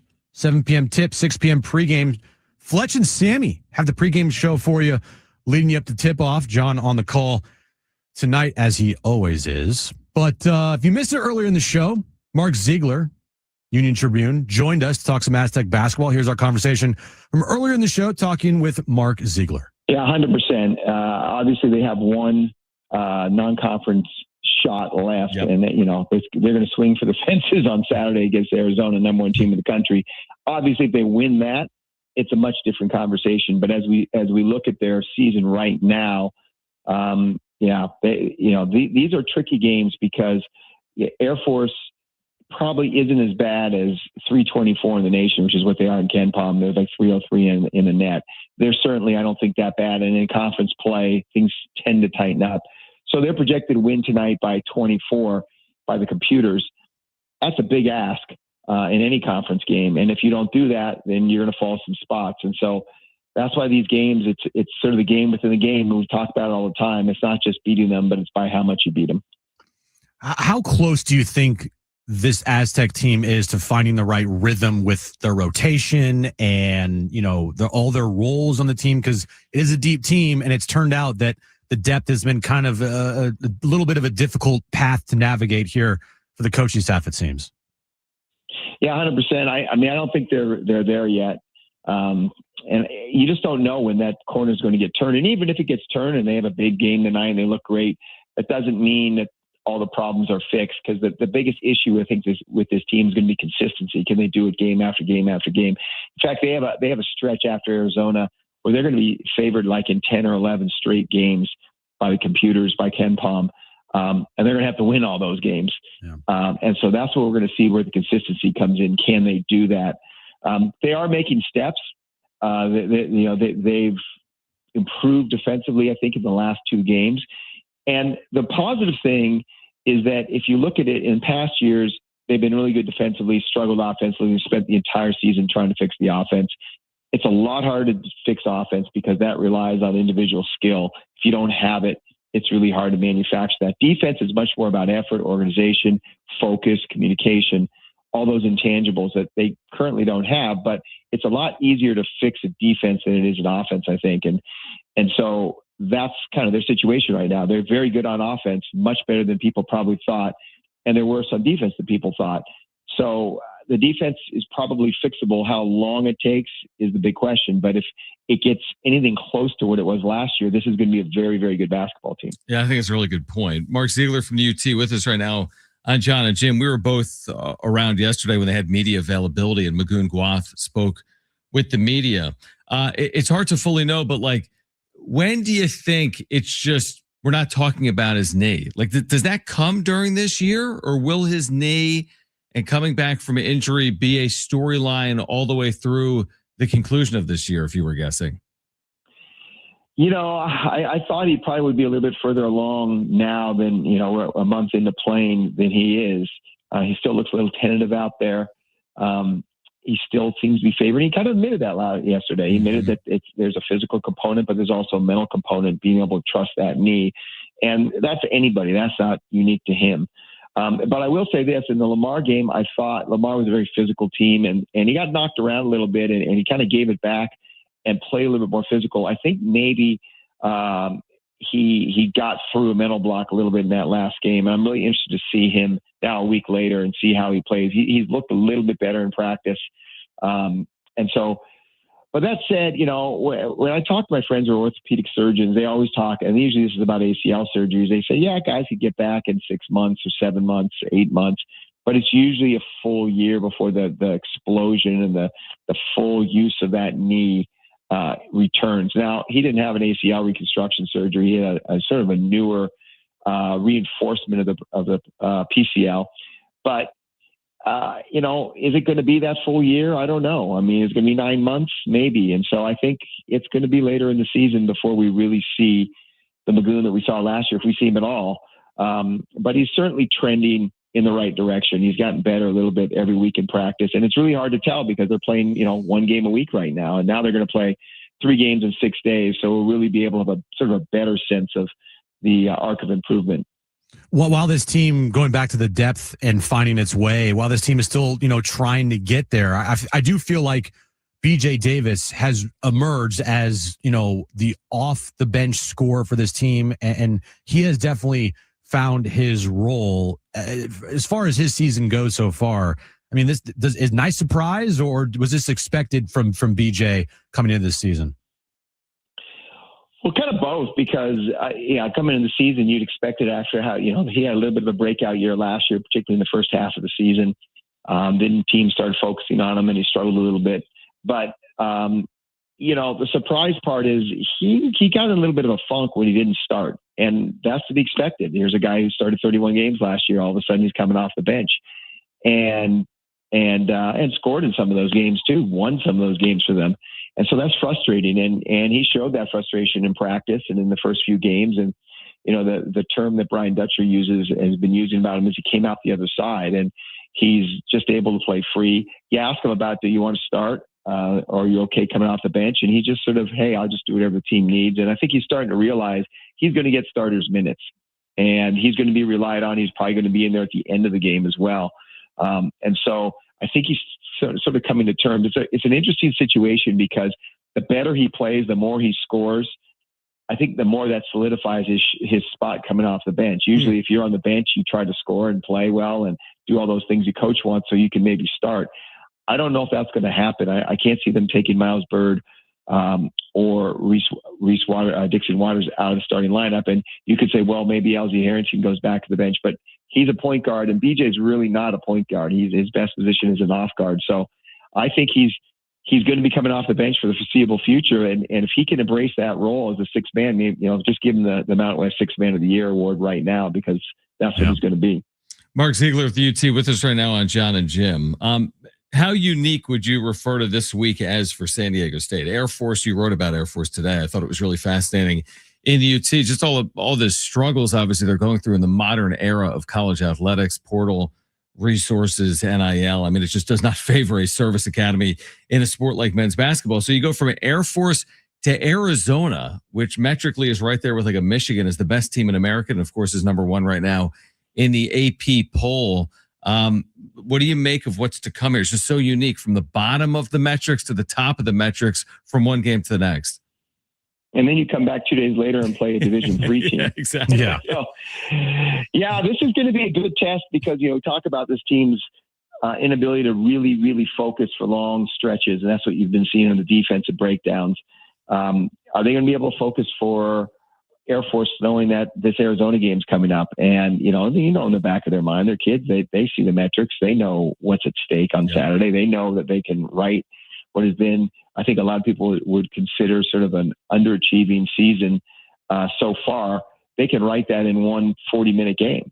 And so their focus certainly is going to be on that. But, it's almost like it's more important to beat Air Force by 25 or 30 tonight. If you lose sight of Air Force and lay an egg tonight and win by 8, that's just going to crush you.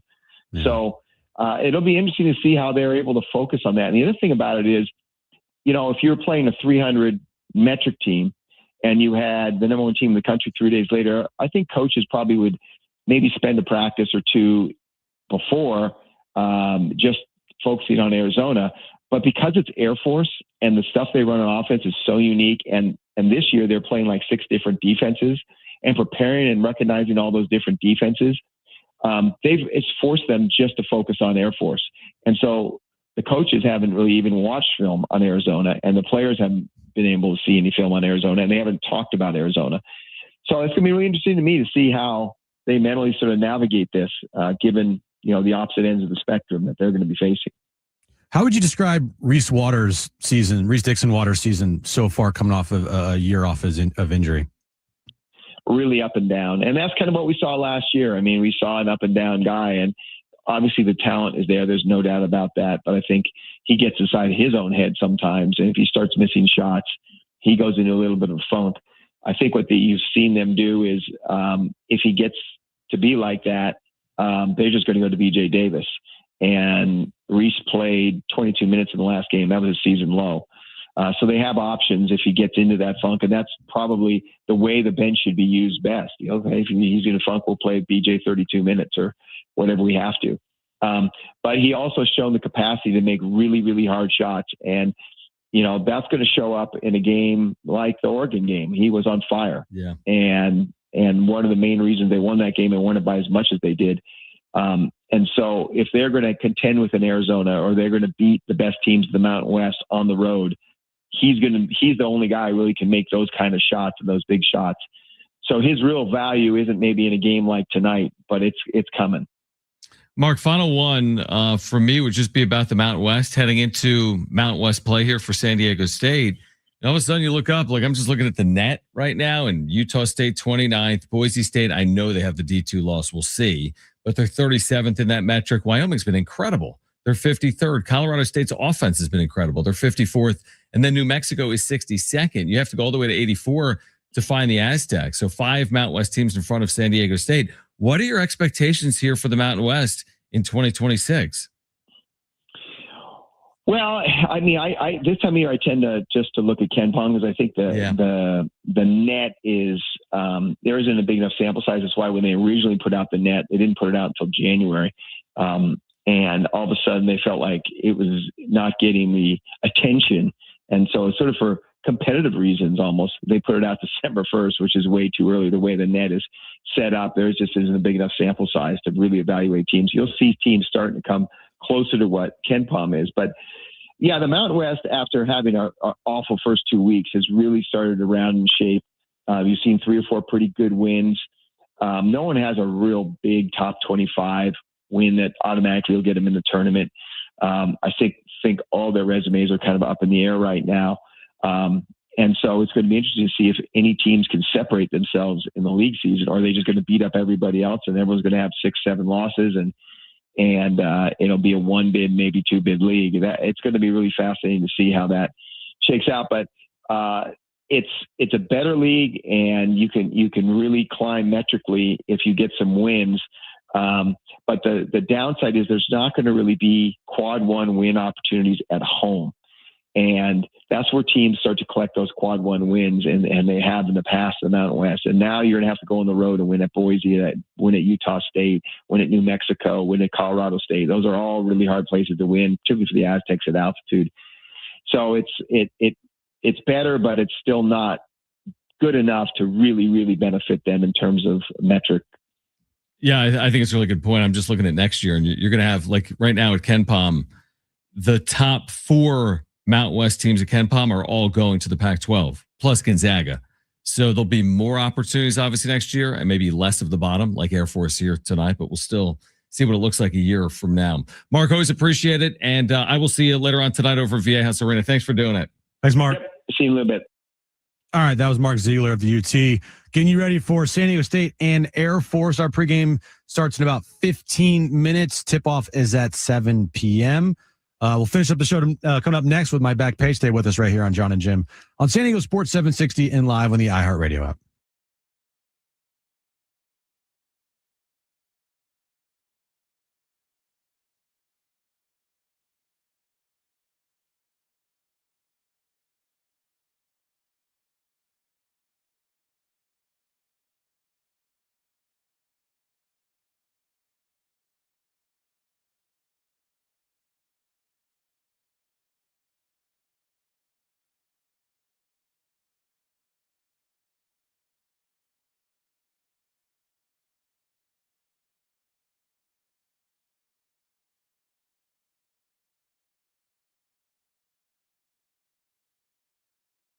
Hey guys, it's Jim from Jon and Jim here for the all-new Jamul Casino Resort. The Players Place, the next level of luxury has arrived. You can treat yourself to a stunning new stay, rooftop relaxation, indulgent spa treatments, and all the thrills of Jamul Casino Resort, now all in one unforgettable destination. You can savor San Diego's ultimate endless dining experience at Jamul 23, from their world-famous lobster brunch served every morning to the luxurious VIP endless dining experience each evening. Indulge in chef-created specialties, fresh seafood, prime cuts, and decadent desserts, all with stunning panoramic views. You can unwind in style and experience pure relaxation with indulgent treatments, serene spaces, and a retreat designed to refresh your body and mind, all at the brand new Jamul Casino Resort, the Players Place.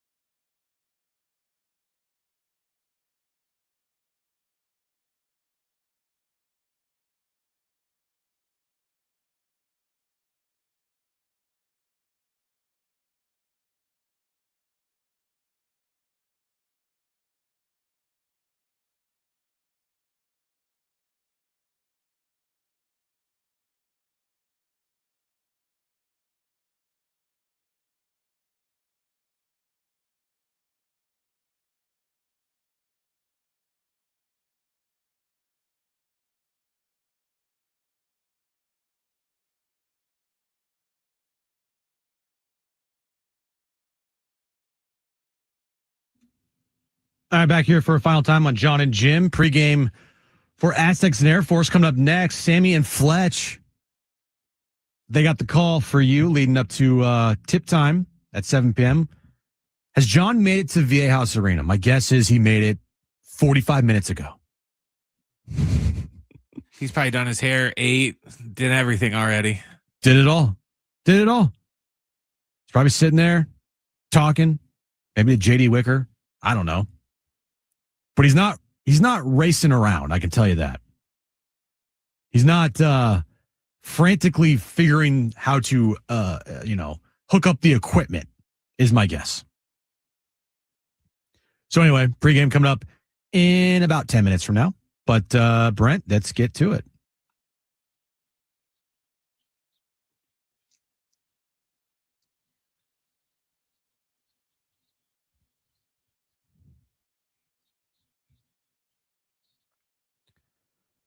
All right, so John Cena had his last match last weekend.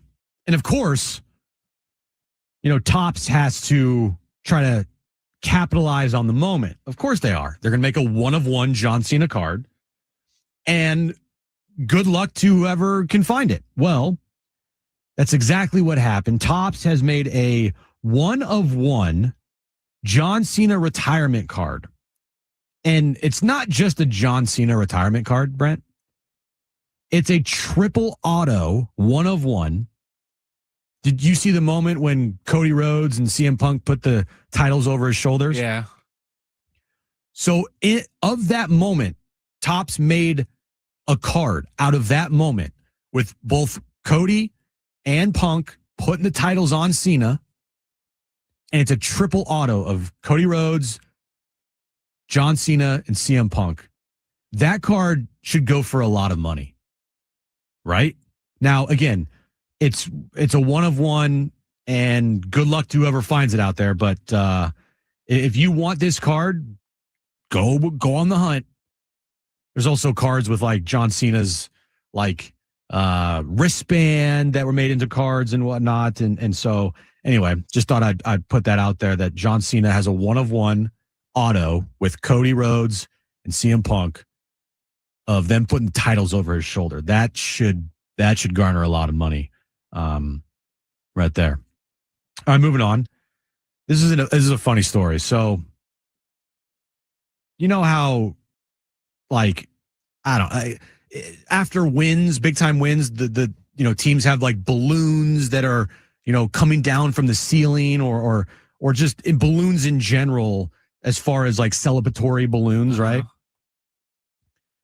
Well, there was a study out there to find out how much schools spend on celebratory, balloons and streamers and whatnot, right? Texas, for all of their sports, for balloons and streamers to celebrate wins, they spend $170,000 a year on balloons and streamers as a school. That's crazy. Texas Tech, by the way, spends $56,000 on just football alone on celebratory, streamers and balloons and whatnot. Texas A&M, $55,000. North Carolina, $48,000. NC State, Will Brinson's alma mater, $43,000 on football. Nebraska spends $23,000 on all sports. Cal spends $17,000 in football on balloons. That's just wild to me. You want to cover the field or the court in balloons, it takes a lot of balloons. Yes, it does. Moving on here. Finally, a Pennsylvania couple, Brent, just got scammed and got $1 million stolen from them in gold. State police said on December 1st, an unknown actor posting as a Social Security administrator contacted the couple, which, by the way, they're old, like 78-year-olds, and told them their Social Security number has been compromised. The victims were given detailed instructions to liquidate their retirement assets and purchase gold. Then these thieves took that gold for themselves and stole $1.3 million from these victims. Just take the gold and transfer all into Amazon gift cards. That is as elaborate as it gets. All right, that'll do it for the show today. Thanks to all of you out there. Thanks to John, I guess. Thanks to Mark Ziggler for joining us. Thanks to you, Brent. As always, Aztec pregame show coming up next. Stay right here on San Diego Sports 760.